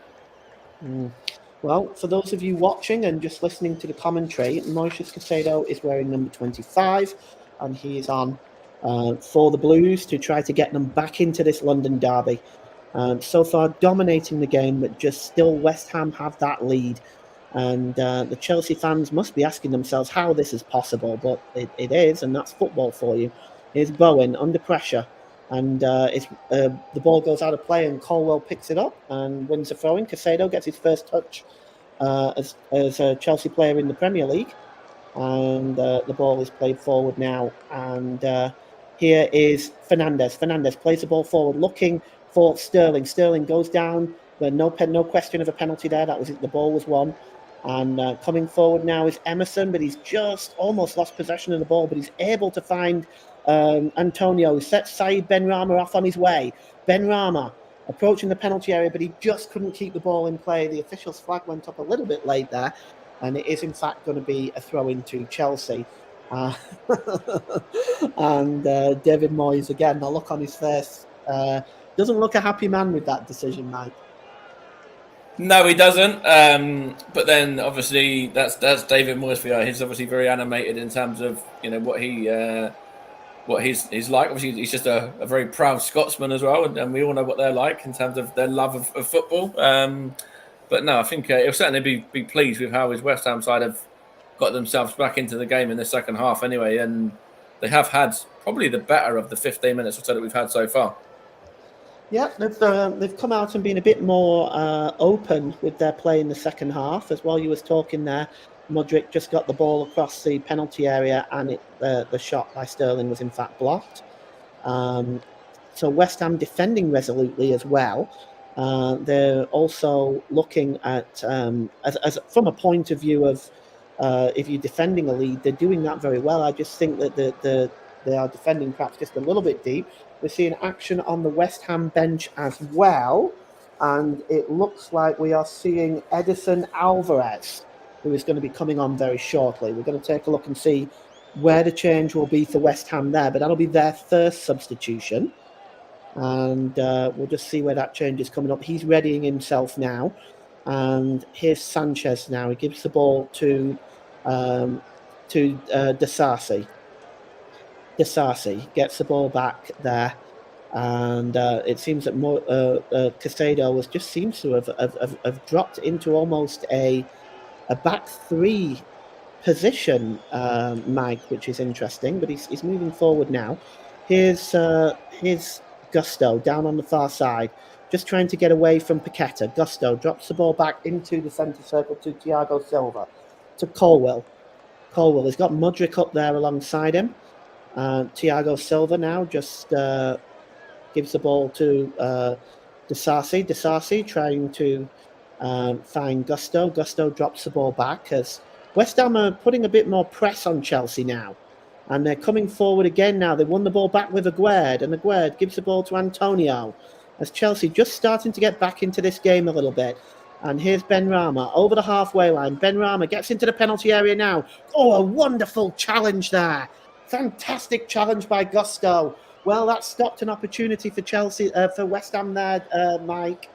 Definitely. Yeah, it did. That was a brilliant interception there from Gusto. He had to get it right as well, not to not give away a penalty and another opportunity there for West Ham. But that was a brilliant bit of defending. He had to get it spot on, and he did. Yeah, well, the ball is it's going to be a corner now for West Ham. Let's see if they can take advantage of this and maybe extend their lead. With 65 minutes gone, going ahead to take the corner for West Ham is James Ward-Prowse, another England international. He's had a pretty solid game today as well, and he's going to swing this one in. Antonio is in there, of course, about ready to make a nuisance of himself. It's swung in under the crossbar and headed away. I believe that header was by Jackson that time, but West Ham still have it in the penalty area, and it's given to Paqueta. Paqueta's cross goes right out to the edge of the area, and the shot comes in, and it's just wide. Oh, a good effort there by Aguerd. The cross to the edge of the penalty area, Aguerd getting the shot away, and it just whistled wide. And Mike, interesting move by West Ham.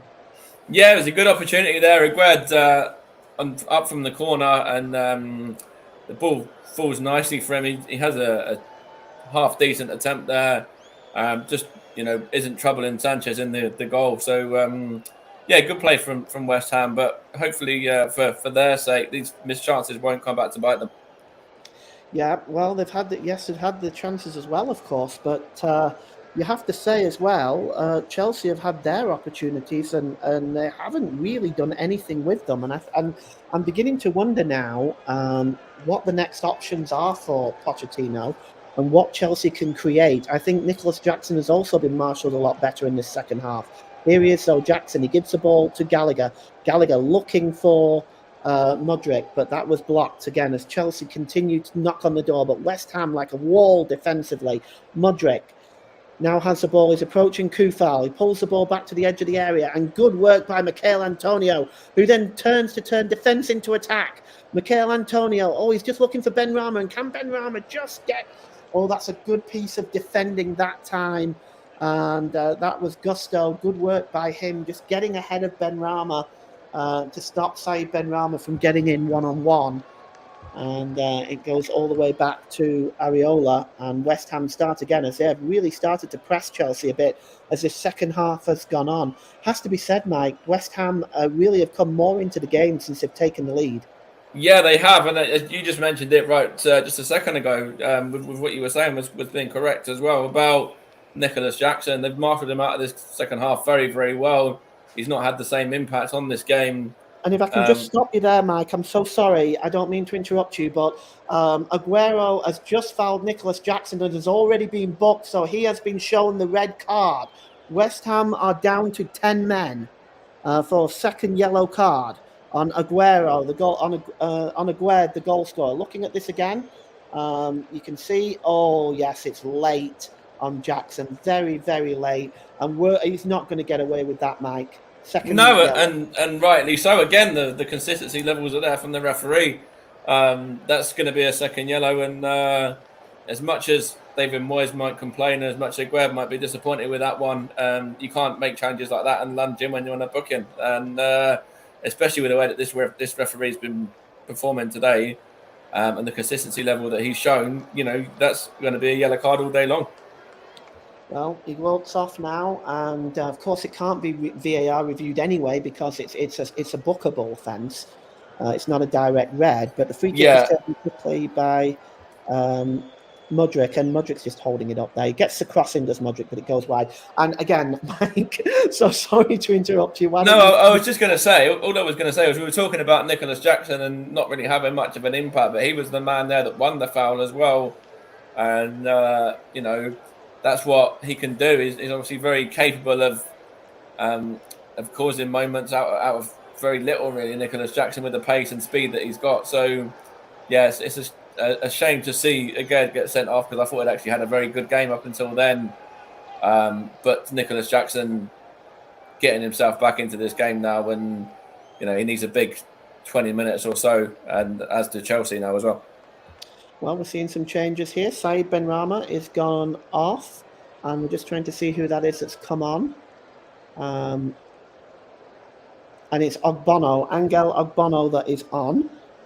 And Benrahma is off. Yeah, smart move that from David Moyes to kind of put the extra body there at the back because they know about the pace of Nicholas Jackson, of course, and the issue that he's going to cause. So it's always good to have that extra defensive body now that you've just lost one. Yeah, definitely the right change, I think, in my mind as well, Mike. There's no doubt about that change needed to take place after the sending off. And here is Sterling. Sterling just drops the ball back, and it's back with Disasi. Disasi is Chelsea coming forward now. They are going to really put the heat on this West Ham defence. Here's Jackson. He drops the ball to Caicedo. Caicedo down this near side, it goes to Sterling. Sterling is just looking to get the cross in. He's looking to get the better of Emerson, and he's just not quite been successful. Emerson now comes away with the ball, and a chance for West Ham to maybe orchestrate a break. The ball is played forward to Antonio, who's got a long, lonely job up there pretty much on his own now. And that is a very unenviable task at the moment, and it looks like Alvarez, who we mentioned earlier, is perhaps not coming on now. But we're now seeing some more disagreements between the two teams. Nicholas Jackson commenting a little bit right now, and Zuma is trying to calm him down, which I think is good work by Kurt Zuma and very sporting on the fact that it's nice to see that we're not looking at getting players sent off here. Absolutely, especially with the way that the game has gone. The red card just a moment ago for his teammate Agard as well. This game could boil over potentially with obviously being a London derby and some of the changes that we've seen being a little bit feisty, a little bit late potentially as well. So, yeah, it's nice to see that and the sportsman side of it too, yeah. And now with West Ham, they have 19 minutes to hold on to this lead. And it should be interesting to see the work that's coming up for Mikel Antonio. It's going to be very difficult a task ahead of him. Chelsea, I think, must be looking at maybe bringing on Madueke at some point, I would think, Mike. Yeah, I think so as well. I think he's a good option to have off the bench, and I'm sure we've got about 19 minutes. I think it'd be a good time to bring him on. Russ has made a comment here. Gallagher lucky not to get sent off just a minute ago for me. That was just in regards to him shoving his man there and kind of, potentially getting away with one. Not too sure what your thoughts on that one are, but for me, yeah, he's certainly lucky to get away without a yellow card anyway. That's for sure. Yes, and the ball is played long forward for Jared Bowen, and it goes through to the goalkeeper. Conor Gallagher, yes, he probably should have been booked, but it's always difficult for the referee to keep an eye on everything when it's going on at that time. So I don't want to be too harsh to the referee. I think he's actually... No, I don't want to be harsh on the referee at all. I thought he's refereed this game brilliantly. Here's Michail Antonio, and he's got Caicedo in front of him, and he's dispossessed. Quickly charging back there is Gusto, and he gives the ball to Caicedo again as Chelsea now moving forward, midway inside their own half of the field, and it's picked up by Enzo Fernandez. Fernandez just plays the ball forward. That's a good ball to Raheem Sterling. Overlapping is Gusto. If Sterling can see him, he does. Gusto gets the cross in. And over on the far side is Mudryk. Mudryk, can he turn? Oh, he slips at the vital moment, does Mudryk. Oh, at the vital moment, just when he was about to perhaps let a shot go there. And this seems to be the really the summary of Chelsea's afternoon so far, Mike. Yeah, at the moment it does seem that way. They've had moments, they've had good opportunities. They should have been ahead with the missed penalty and some of the other opportunities for Nicholas Jackson and stuff as well. And they are having moments, Chelsea. But West Ham are seeing it through at the moment, but obviously still plenty of time. And they're going to come under a lot of pressure, being a man down as well now. Well, they've got the ball here now, and it's Gallagher. It's got the option of Gusto down on this near side, and he finds him. Gusto moving forward now more in this second half. He plays the ball across, and it's now back with... that's back with Caicedo. Caicedo just drops it back to Thiago Silva, and it is Disasi. Disasi's sort of cross-come shot is really disappointing, and it goes behind for a goal kick, and another move breaks down for Chelsea. We have 16 minutes to go, and we have another substitution, and it's for Chelsea, and coming on, as we spoke earlier, is Madueke, and coming off is Conor Gallagher. So Gallagher is off. Madueke is on. We said we might see that very soon, Mike. Yeah, we did, and I think that's a great move in terms of substitution as well to get Madueke on to partner Jackson up top there. I think he's going to cause a few different problems now to this West Ham back line, and it's a smart move taken off a midfielder, I think, as well, in Conor Gallagher, who hasn't really had much impact or sort of effects on this game. Third substitution for Chelsea, that is, and Madueke will I would suspect will probably partner Jackson up front as well, but we'll see how that all plays out. Here's here is Gusto. Gusto, once again, just in an advanced position. He gives the ball to Madueke, gets his first touch of the ball of the game. Caicedo over to Thiago Silva, and here's Fernandez. Fernandez gives the ball back to Caicedo. Caicedo dropped back there to the number 2, Disasi. Disasi gives it to Gusto, but Gusto is dispossessed. And now West Ham coming forward with Michail Antonio. And is he fouled there? Yes, it's a free kick. And a spot of relief now for this West Ham defence. The foul by Caicedo, and a substitution coming up for West Ham. And coming on there, Michail Antonio is coming off, and we're just trying to see who is coming on. Pablo Fornals that's come on. Pablo Fornals. So yes, Fornals was relegated to the bench today, and he's on now, and for Michail Antonio, and I think that may be a wise decision, as Antonio now must be exhausted.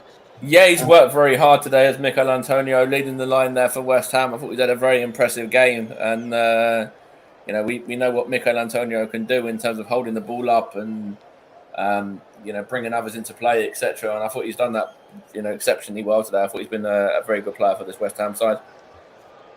Well, it looks like they're going to make an additional substitution. Now that was West Ham's third substitution, I think. No, that's a second substitution. So it looks like they're going to make a third very, very shortly too. There's somebody else down there, or was down there, and they've not really done anything with that at this time. So here's Sterling. Sterling just gives the ball to Gusto and gets it back off Gusto. And here's Enzo Fernandez again in the middle of the thick of the action right now. And the ball is over on the far side to Colwell. And he gives the ball to Michaela Modric. And there is a foul by Kufal, according to referee John Brooks. And Kufal is protesting, but I don't think you can really argue with this. Let's take a look at this again. Yeah, he steps in front of Modric, doesn't he? Yeah, for me, that's a definite foul. Good refereeing once again. And we've got a free kick on the corner of the penalty area here, almost by the touchline. It's going to be swung in. Enzo Fernandez is over it. And Enzo Fernandez, of course, wearing the captain's armband for Chelsea today. And it looks like he is going to be going to swing this one in. And West Ham just trying to organise their defence, but the main suspect, he plays it across to Caicedo instead. Caicedo gives it to Disasi, and it's swung in again by Caicedo, headed out there by Kufal. Good work by him. He gets it almost to the halfway line, and Chelsea are going to have to rebuild their attack again. And there is about 12 minutes left, and very, very soon, Mike, we'll be asking you for your player of the match. So you'll need to perhaps pop your thing. Well, I will say as well, just going back to this Chelsea side, I know you've said there's 12 minutes, but we've had a lot of substitutions in this half. We've had a few, fouls, and obviously there's been a goal in this half as well. We will see, I think, quite a bit of injury time in this in the second half as well. So probably around about 18, 19 minutes remaining for Chelsea to get themselves back level in this game. The ball is swung across the penalty area, but it misses everybody, and Pablo Fornals, wearing number 8, picks up the ball here. Fornals plays the ball forward, and it's picked up here by Bowen. And Bowen might be away here. He's got 2 Chelsea defenders in front of him, Colwell and Disasi. Bowen, he's got help up there with him now. Bowen gets a shot away. Oh, it's fumbled a little bit by Robert Sanchez, but he's able to recover very, very well. But good ball by Fornals to Bowen. Bowen just making a bit of a nuisance of himself there, Mike. Yeah, he was, and it was a decent effort as well against Sanchez there, who obviously in the first half showed that he was a little bit suspect in terms of a couple of errors that he made. So, yeah, it's an opportunity there for West Ham once again, knowing that Chelsea keeper, has made a couple of mistakes early on, and that, he wasn't comfortable on that last one either. Madueke cutting inside here into the penalty area. Madueke is making a nuisance of himself. He pulls the ball back, and it's going to be crossed in by Gusto, and it's headed out by Kurt Zouma back to the edge of the area. It's just swung wide by Colwell. Oh, it just came right back out to him, and he struck it sweetly, but he only just managed to pull it wide. Oh, that's a chance for Chelsea, but a good effort by Colwell. Just before I get your thoughts on that, Mike, we do have another substitution for West Ham. I think it's the one we were talking about earlier. Coming off here, looks like I think it's Jared Bowen coming off for West Ham. James Ward-Prowse is coming off. Oh, it's James Ward-Prowse coming off. James Ward-Prowse is coming off, and coming on is wearing number 19. It's the substitute we were talking about earlier, Edson Alvarez, who is now coming on and is the third substitution for West Ham United. I think James Ward-Prowse can be very pleased with his efforts this afternoon as well. I think that he's endeared himself to a lot of West Ham fans. Obviously, they spent decent money, and I think it's around about 30 million or so that they spent on the former Southampton man. And I think he's certainly shown the West Ham fans that he's more than capable of playing a big part in this, getting the assist for the opening goal. And yeah, he's had a decent enough game for what was his first start for West Ham, I think, in the league maybe.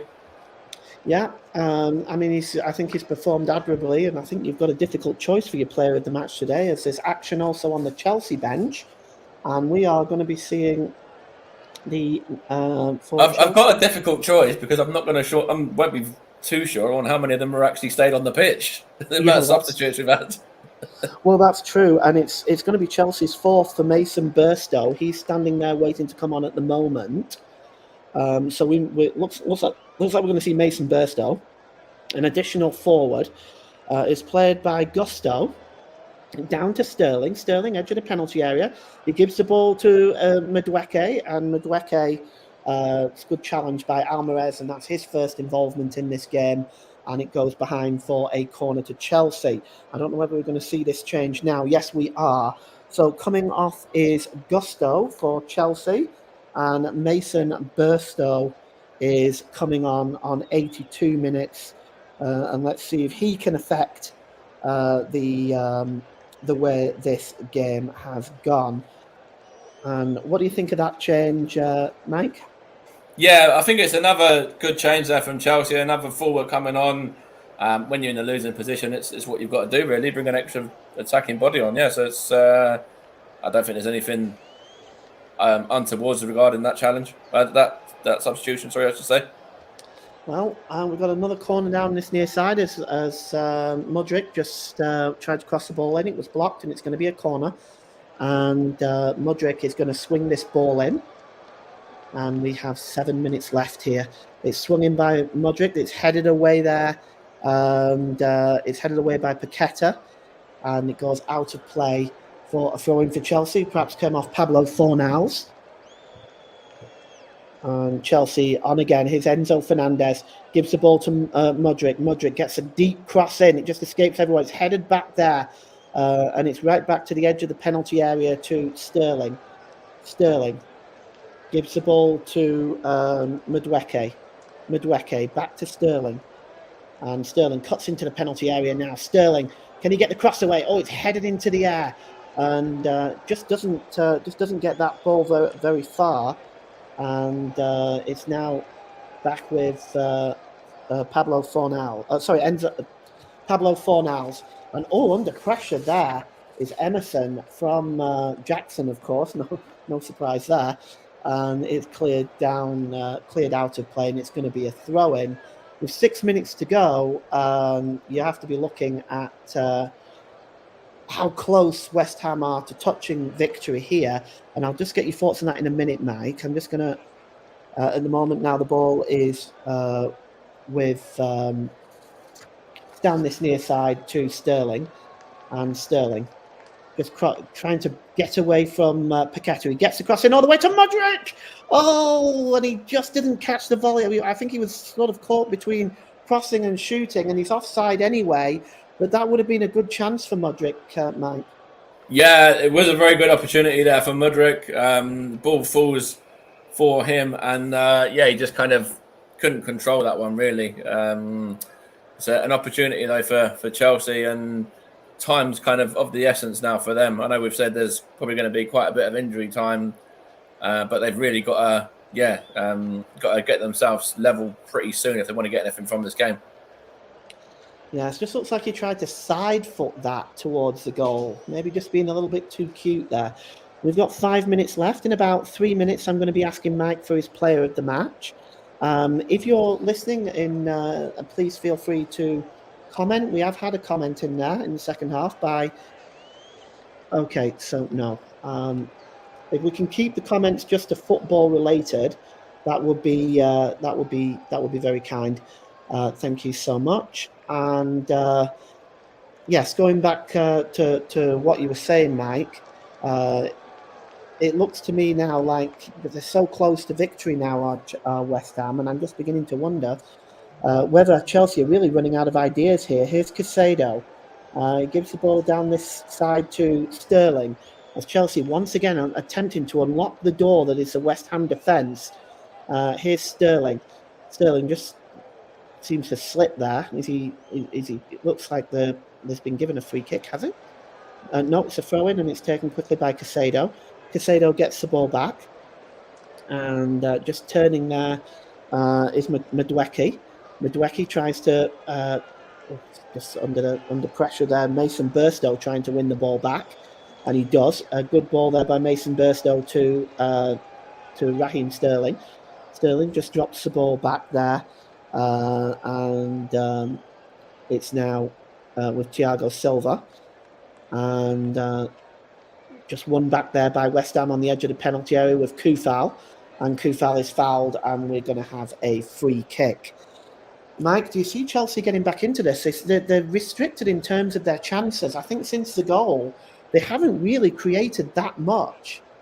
No, they haven't, and of course they do have a lot of attacking options on the pitch. They've got Jackson, they've got Mudwake, they've got Mudryk as well. Obviously, they've also got Burstow that they brought on just a moment ago, and they are playing against 10 men, remember, as well. So this is very good from West Ham. They've done very, very well to see this one out, if they're able to see it through to full time, of course. But so far, so good for them. I think, they're really standing up to the challenge at the moment. And here's Paqueta now, just under pressure. He's taking it all the way to the corner flag. And Caicedo does he play it off Paqueta?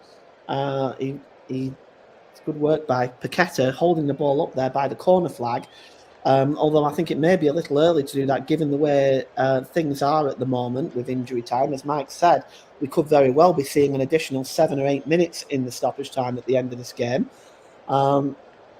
But we're going to have a throw in here, and David Moyes is pacing back and forth. He knows what an important game this would be and an important win it would be. And again, here's Paqueta, just plays it off Caicedo again, as Caicedo just sort of just maybe chatting at Paqueta a little bit. In just a moment here, we're going to ask Mike for his player of the match. And just a moment, but Emerson's got the throw-in right now for West Ham, about 4 yards from the Chelsea corner flag, and the throw-in is taken, and it finds just under there, looks like that's Bowen there under pressure. Bowen, and he just runs the ball out of play. So, Chelsea, Mike, without further ado, would you like to give us your player of the match, please? Yeah, I've given it to James Ward-Prowse of West Ham. He's got himself 2 assists today on both of the goals. And I also feel that he's had a very big impact on this performance. I thought he's really settled in nicely into this West Ham side. And I think he's had a big performance there. He's going to be a big player for West Ham throughout the rest of the season. So for me, I've given it to the West Ham's new £30 million man, James Ward-Prowse, for his performance today. All right, thank you for that, Mike. That's I would have to say I agree with that. I think that's a very reasonable choice under the circumstances because I think he has played very well. We've had a comment from Amelia Dodd saying, hi, Ross. And it's good to hear from some of you commenting today. Please feel free to comment on whether you agree with Mike or whether you might have picked somebody else. But we're inside the last 30 seconds of this game now. And whatever injury time our referee, our fourth official, Craig Pawson, chooses to add, it looks like he was just shoved in the back there with Bowen from Disasi. It was going to be close in terms of player of the match, by the way. It might have been a little bit closer if Agard had managed to keep himself on the pitch. I thought he'd had a good game up until then as well, as I said earlier. Well, there's probably a number of options. So it really is a matter of opinion, really, on how you see this game as going. I personally agree with Mike. I think James Ward-Prowse is a really good choice. Here is Paqueta. Paqueta just drops the ball back there to Owen. Looking for this now is Fornals. He's got a bit of space in the penalty area. Can he do something with it? Fornals, he gets a shot away. Good save by Sanchez. Well, Sanchez is furious at the Chelsea defence, and well, he might be. They fell asleep there, Mike. Yeah, they did, and they can't afford to be doing that going into the closing stages of this game. Obviously, if West Ham if West Ham put that one into the back of the net, then that game is going to be put to bed. So, yeah, I'm not surprised that Sanchez is having a bit of a moan at his defence there. Well, Fornals coming so close, and now Emerson's getting into the penalty area. And once again, West Ham actually looking at a threat with being with 10 men. It's Paqueta. Is he shoved over there? He goes over, but the referee says no. He's now down, and Chelsea are currently down to 9. West Ham are currently down to 9 as Chelsea stream forward with Jackson. But a wonderful challenge by Souček there. Great challenge by him, who he himself may have been a consideration for player of the match. Here's Mudryk. It's down this near side to Mudweke. Mudweke cuts inside. Can he get the shot away? Mudweke takes a deflection, and it just goes wide. Oh, Mudweke comes so close. A deflection off Souček. Just took it away from Areola, but just the wrong side of the post from Chelsea's point of view. Actually, it's a wonderful save from Areola. We'll get back to it in a moment. Mudryk tries to get the cross, but it's blocked by Emerson. and goes behind for a corner. That's actually a wonderful save by Areola, match-saving save. Yeah, most definitely. Match-saving block from Souček at first, and then a match-saving save from Areola just after that as well. Or match-winning save, I should say, potentially. Very good bit of play there from West Ham in those 2 moments. It's going to be a corner for Chelsea. He's got 4 minutes left. There's 6 minutes of stoppage time as Modric gets the cross in, and he just couldn't get it on the head of Colwell. And the ball is cleared away. Just trying to win that ball back under pressure there. But Chelsea do get the ball back, and it's Madueke. Madueke just drops the ball back to Thiago Silva. Silva drops the ball down this near side to Madueke as Chelsea continue to turn the heat. The crossing is a disappointing one, comfortably cleared away by Zuma. And it only goes as far as Fernandes. Fernandes gives the ball to Thiago Silva. Chelsea still turning on the heat, looking to get back into this game. Caicedo gives it to Enzo Fernandez. It's launched in, and Areola just plucks it out the air.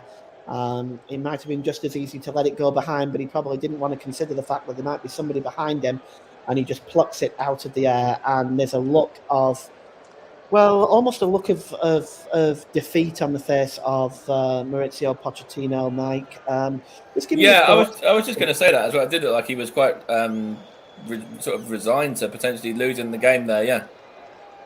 Well, it's, at the moment, I'm just not seeing the final ball being right for Chelsea. And at the moment, I think West Ham are working harder with the 10 men. And here's Paqueta again, and he's got Emerson overlapping on the far side. And Emerson now picks up the ball.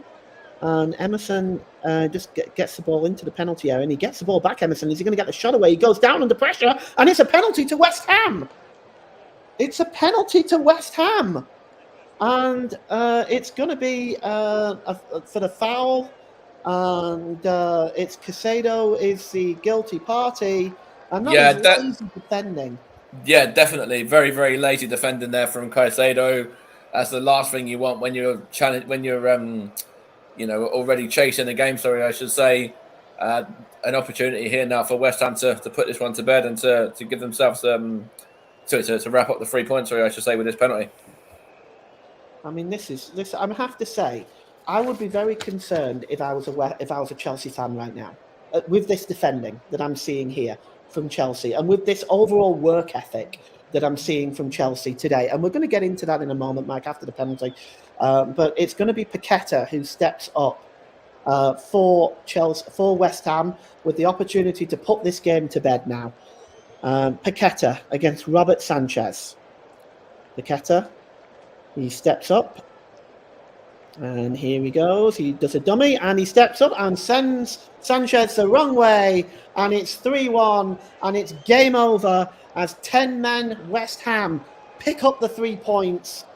3-1 right now, and Chelsea are down. They are out, and despite the possession that they've had, they have not been able to turn it into goals. And Mike, if you was a Chelsea fan, and I know you're not, but if you was a Chelsea fan, how would you feel about this? Oh, very, very disappointed. I think they had a very good opportunity themselves to get themselves a win. Getting back level at 1-1, missing the penalty, and then playing probably about 20 minutes or so against 10 men. And West Ham have defended resolutely. They've been able to get Chelsea on the counter attack, and I thought Caicedo they're very lazy in the challenge, but. Lots and lots of problems for Chelsea still loads to deal with. And we were saying earlier about the amount of money that has been spent by the Chelsea board and Pochettino. And I was saying that they potentially could do with signing 1 or 2 more. They certainly need a couple more players in there, Chelsea, to sort of to have any chance this season. For me, they're really struggling yet again as they did last year. Yeah, and you just saw a look there at the Chelsea fans streaming out in mass droves. Here's Sterling, though. Let's see what he can do. Good challenge by Emerson. And the big difference is between West Ham and Chelsea is a work ethic that this West Ham team have done in resolutely defending, chasing down every ball, and just closing Chelsea down at every opportunity.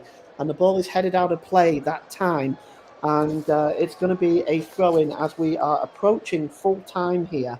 Alvarez heading that out of play that time, and the referee, I think, is going to blow up any time now. But here's Chelsea again with Raheem Sterling.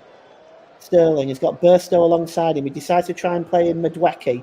Emerson now coming away with the ball. He just gives it to Bowen, and Bowen just drops the ball there to Alvarez. Alvarez under pressure by two Chelsea players, and it's eventually knocked out of play by Enzo Fernandez. And it's going to be a throw-in to West Ham. And I think the referee has got his whistle in his mouth, and that's full time. And it's West Ham 3, Chelsea 1. And, well, what a performance by West Ham, and what an exciting second half. What we saw in the second half was a goal by Michail Antonio in 53 minutes. It was against the run of play. Aguerd managed to pick up a second yellow card for a foul there, reducing West Ham to 10 men, but Chelsea unable to break down the resolute West Ham defence. Outstanding, such work ethic from West Ham today. They've been absolutely brilliant to a man. And finally, the lazy Chelsea defending costs them with a late penalty by Paqueta on 95 minutes. Just before I hand back to Russ, Mike, do you want to just give me your summary of that game? Yeah, very good performance from West Ham. I thought they, very much controlled that second half after getting themselves in front. Chelsea can obviously count themselves a little bit unlucky with a few moments in the game early on, with the penalty being saved and a couple of chances that they had through Jackson and co. I think Raheem Sterling had a couple as well. Conor Gallagher, I think, had one from long distance, which went wide as well. So they had moments, Chelsea, in the game, but second half, I thought West Ham were brilliant. I think that the goal from Michail Antonio, a brilliant finish, and then to be honest, if I'm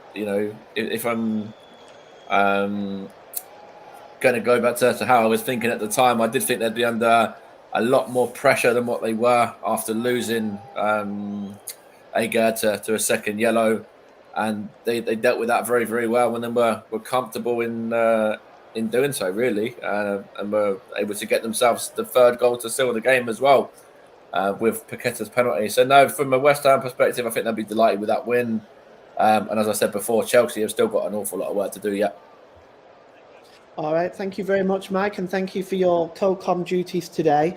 Thank you so much for that. Just before I hand back to Mike, we've had another comment in the comment section by Media, Radio, Jingles and Gaming. Hello, Paul, and hello, Mike, aka Storm FM Guy. Hello, Media Radio. Nice to hear from you. Thanks for commenting today, and I hope you enjoyed the game. And we're going to go back to Ross now in the studio. Thank you very much there to Paul and to Mike, aka Storm FM Guy. Is Mike Orneman, the owner of Storm FM, which is a brilliant online radio station. Russ, I'm not just Storm FM Guy. I'm a man of many hats. That is true, Mike. That is true. And great to have Mike back on the channel today as well. We'll go through and get his overall thoughts on the game in just a moment or so, and then we'll fetch Paul back in towards the end, and we'll ask Mike some questions as well. As Arsenal travel to Selhurst Park, take on Crystal Palace tomorrow. We'll do a little preview of that one. That won't be live with us on the commentary tomorrow, but we'll get a little preview of that one for you at the end of our coverage from this game today. So we're just going to go through the scores. We're going to take a quick break, then we'll come back and get Mike and Paul's thoughts on the game that took place today, and then a preview for the match between Arsenal and Crystal Palace. So first of all, and then we'll end with the Premier League scores right at the very end from all of the weekend. So we'll miss out on the Premier League right now. We're in the Championship today. Finished Norwich City 3, Millwall 1. In the French Ligue 1, it finished Lille 2, Nantes 0, Le Havre 1, Brest 2, Lorient 1, Nice 1, Reims 2, Clermont 0. Latest score after 38 minutes is Monaco 2, Strasbourg 0, and Lens against Rennes kicks off at 7:45 UK time. In the German Bundesliga, finished Union Berlin 4, Mainz 1, and Frankfurt 1, Darmstadt 0. In the Italian Serie A, 2 games underway so far. At half-time is AS Roma 1, Salernitana 1, and Sassuolo 0, Atalanta 0. Sassuolo against Atalanta, second half underway in that one. 2 evening kickoffs, Lecce against Lazio and Udinese against Juventus, both kick off at 7:45. In the Scottish Premiership, no action there today, but in the Scottish League Cup, one of the Premier League champions from last season has been knocked out of the Scottish League Cup. We'll get to their results in a minute, but also be going past Partick Thistle, winning 4-0. Hibernian 2, Raith Rovers 1, and the one that's been knocked out is Celtic. They lost 1-0 to Kilmarnock earlier today as well. And in La Liga, just to tell you, is Girona 1, Getafe 0, 37 minutes on the clock there. 8 minutes on the clock is Barcelona 0, Cadiz 0. Real Betis against Atletico Madrid kicks off at 8:30 p.m. this evening. We're going to take a quick break right now. When we do return, we'll get the thoughts of Mike and Paul on today's match, and then get Mike and Paul's thoughts on the match between Crystal Palace and Arsenal, which takes place tomorrow night at 8 o'clock. But right now, let's take a quick break. Don't go anywhere. You're listening to the Commentary Hub.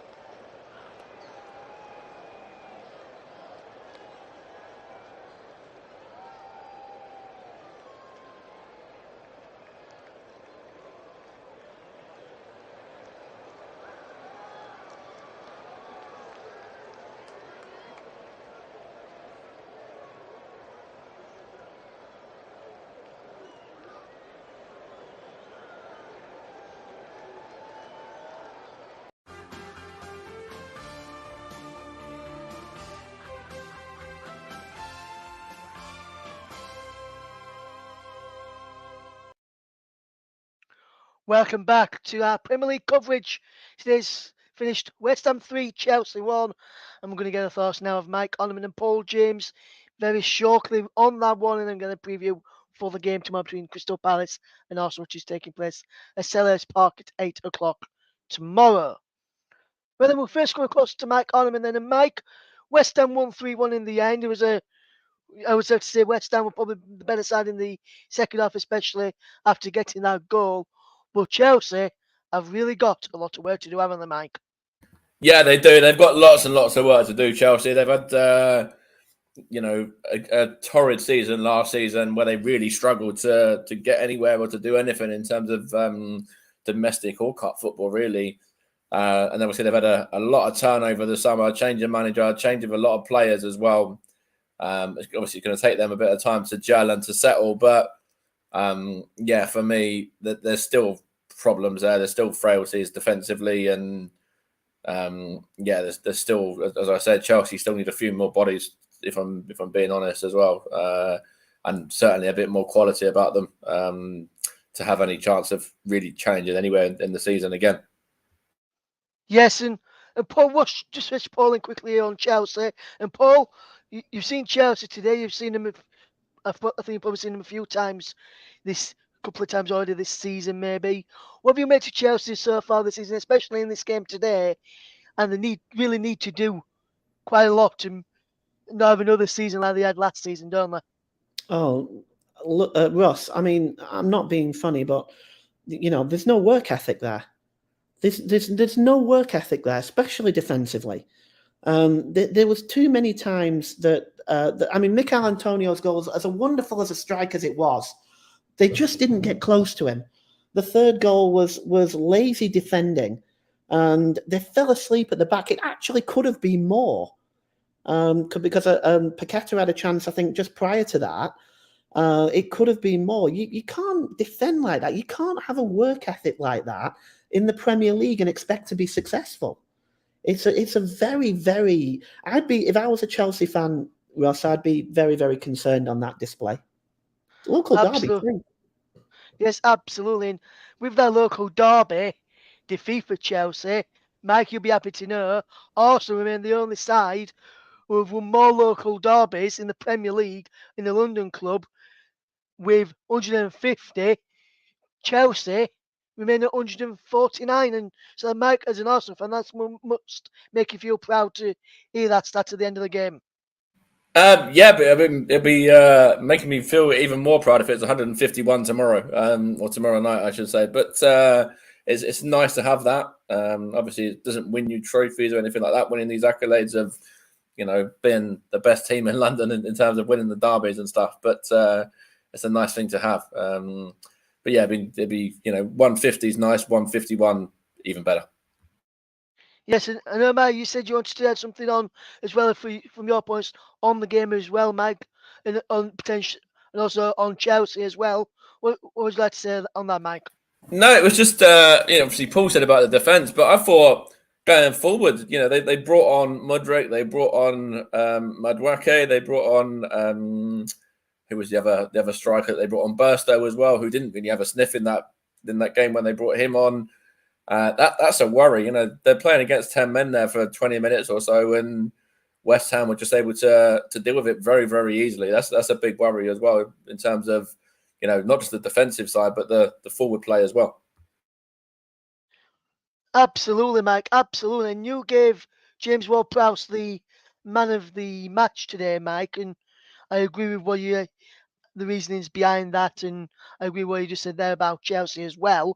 But just on Ward-Prowse at the moment, Mike, fantastic debut for him today. Just got a couple of stats, 3 stats here from James Ward-Prowse. His passing accuracy was 96%. He created 2 chances, and he got 2 assists.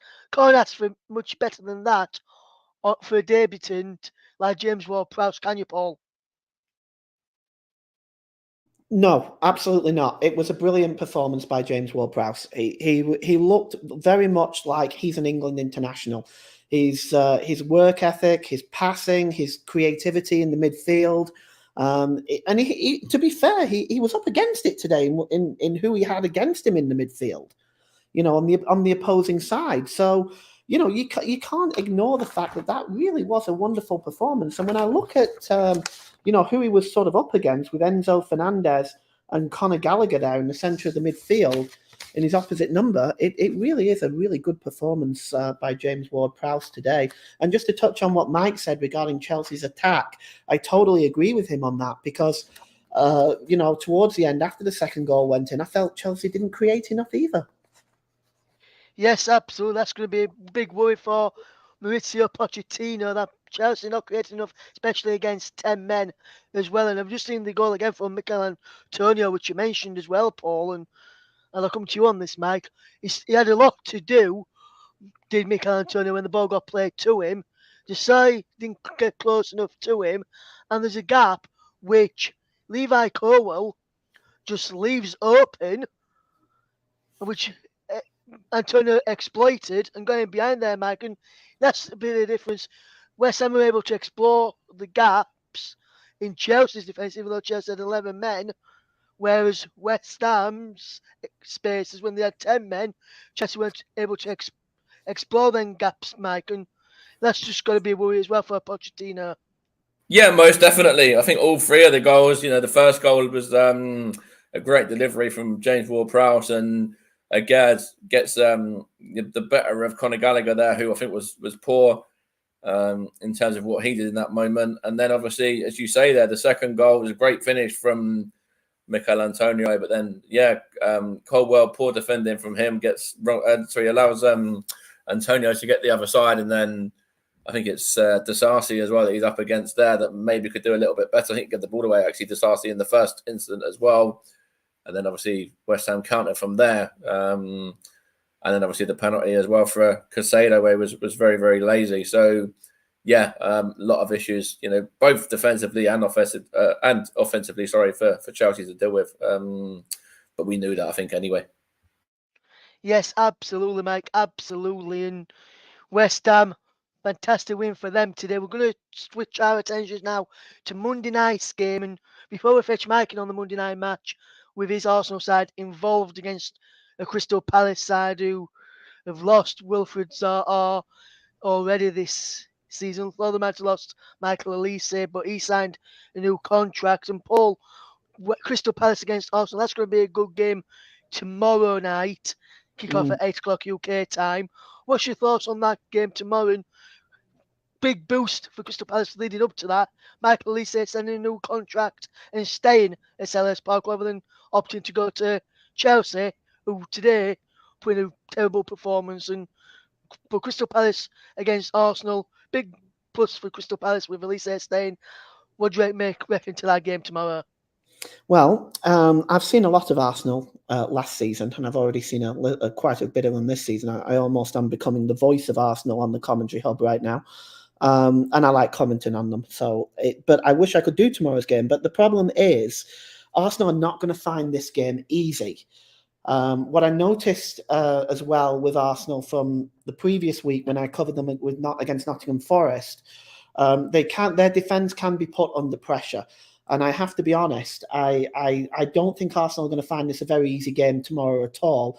I think they'll have to be at their best, if I'm being honest, to win. I think you're going to have to see some vintage Arsenal tomorrow. Yes, absolutely, Paul. Absolutely, my friend. And Mike, what's your take on the game tomorrow? Do you agree with Paul there? And like I mentioned, Palace having that big boost with Michael Olise signing that new contract and staying at Selhurst Park. They're going to be really up for this one, especially being the first game at home. Yeah, most definitely. I think that's a big boost for them with Olise signing the new deal and rejecting Chelsea. I think he's going to be a big player for Crystal Palace this season, even more so with the fact they lost Zaha as well. But yeah, I agree with Paul. I think it's going to be a difficult evening for us. I think, us being Arsenal, I think we've really got to be at our best. I think, we've got to just kind of, play our way. We're going to have big performances from the likes of Martinelli and Saka and Trossard maybe, or whoever's chosen to lead the line. Declan Rice, of course, in midfield and guys like that as well. But I think Crystal Palace will certainly fancy their chances being at home in the first home game for them of the season, as you say. And from an Arsenal point of view, obviously we're missing Yuri and Timber, so there'll be changes there at the back to, as what Paul rightly said, was already kind of, not exactly the most convincing of defensive performances last week against Forest. So I don't know whether Kieran Tierney will potentially come in or whether it be a change of system. I'm not too sure, but it's going to be an interesting one, like you both just said, really. And I think, if it's anything like this London derby, then we'll be in for another cracker again. Yes, absolutely, Mike. Absolutely. And just one question I want to ask you, Mike, and then I'll go for the prediction side of it. Mike, first of all, David Raya signed from Brentford on loan, going to be viewed to a permanent next summer, which, besides it from listening to the Brentford chief exec, he will be made permanent. Played behind closed doors game in midweek on Thursday night, should I say, against Luton Town, where Arsenal won 3-0. Leandro Trossard netting a brace there, and Bukayo Saka, by all accounts, from what the reports say, also on the score sheet. David Raya keeping a clean sheet on his first Arsenal start, even though he was behind the closed doors friendly. Do you see that David Raya could potentially start tomorrow night, or do you think Mikel Arteta will keep the faith with Aaron Ramsdale tomorrow? See, this is a big topic for discussion at the moment. I think they're both fantastic goalkeepers. I really like Aaron Ramsdale, but I think if you're bringing in somebody of David Raya's quality, you're bringing him in to be a number one. So for me, he starts tomorrow. Yes, Paul, for you, does David Raya start, or is David Raya going to be on the bench for Arsenal tomorrow, in your opinion? It's hard to argue with Mike, to be honest. As much as I'm a fan of Aaron Ramsdale, and I really am, it is hard to argue that point. But I think we can't underestimate also Aaron Ramsdale's performance. In my opinion, he should be England's number one. And I think his performances are generally very calm and solid, and he's an excellent shot stopper and has really, really won a lot of games for Arsenal. But it's hard to argue with Mike's point on that, as much as I'm a fan of Ramsdale. Yes, absolutely then. So, Paul, I'll come to you first of all. Crystal Palace Arsenal tomorrow.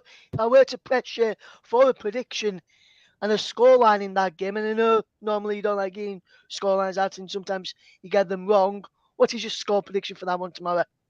Well, I'm going to answer it, but just so that everybody knows who's listening right now, this is probably going to be wrong. Because it's going to be wrong because he's going to predict a 4-4 draw.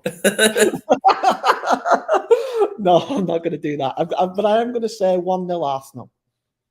So 1-0 to the Arsenal is from Paul's thing there. And Mike, if it was Trevor Sportsby on here right now, he'd have probably said 4-4, because that's where he normally goes when his predictions for games that we do, which is when he's been involved or listening, he's always get a prediction out of 4-4.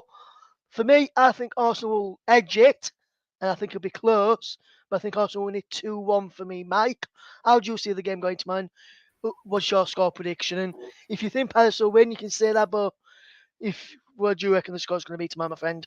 You know me, I'm never going to predict against Arsenal. We could be playing Man City and there could be 99 games unbeaten and I'll still predict us to win because it's me. It's blind faith, blind optimism, whatever you want to refer to it as. But yeah, for me, I'm going to side with Paul. 1-0 to the Arsenal. Bukayo Saka with a winner. And I think Saka, and I think potentially Martin Odegaard to score for the Arsenal tomorrow in my 2-1 prediction, with Elise grabbing the goal for Crystal Palace. Paul, if I were to pressure for a player to score for Arsenal tomorrow, who are you going for?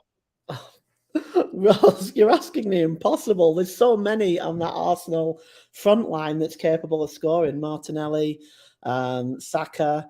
I'm a big fan of Odegaard. I'm a massive Martin Odegaard fan, so I'm going to go with him.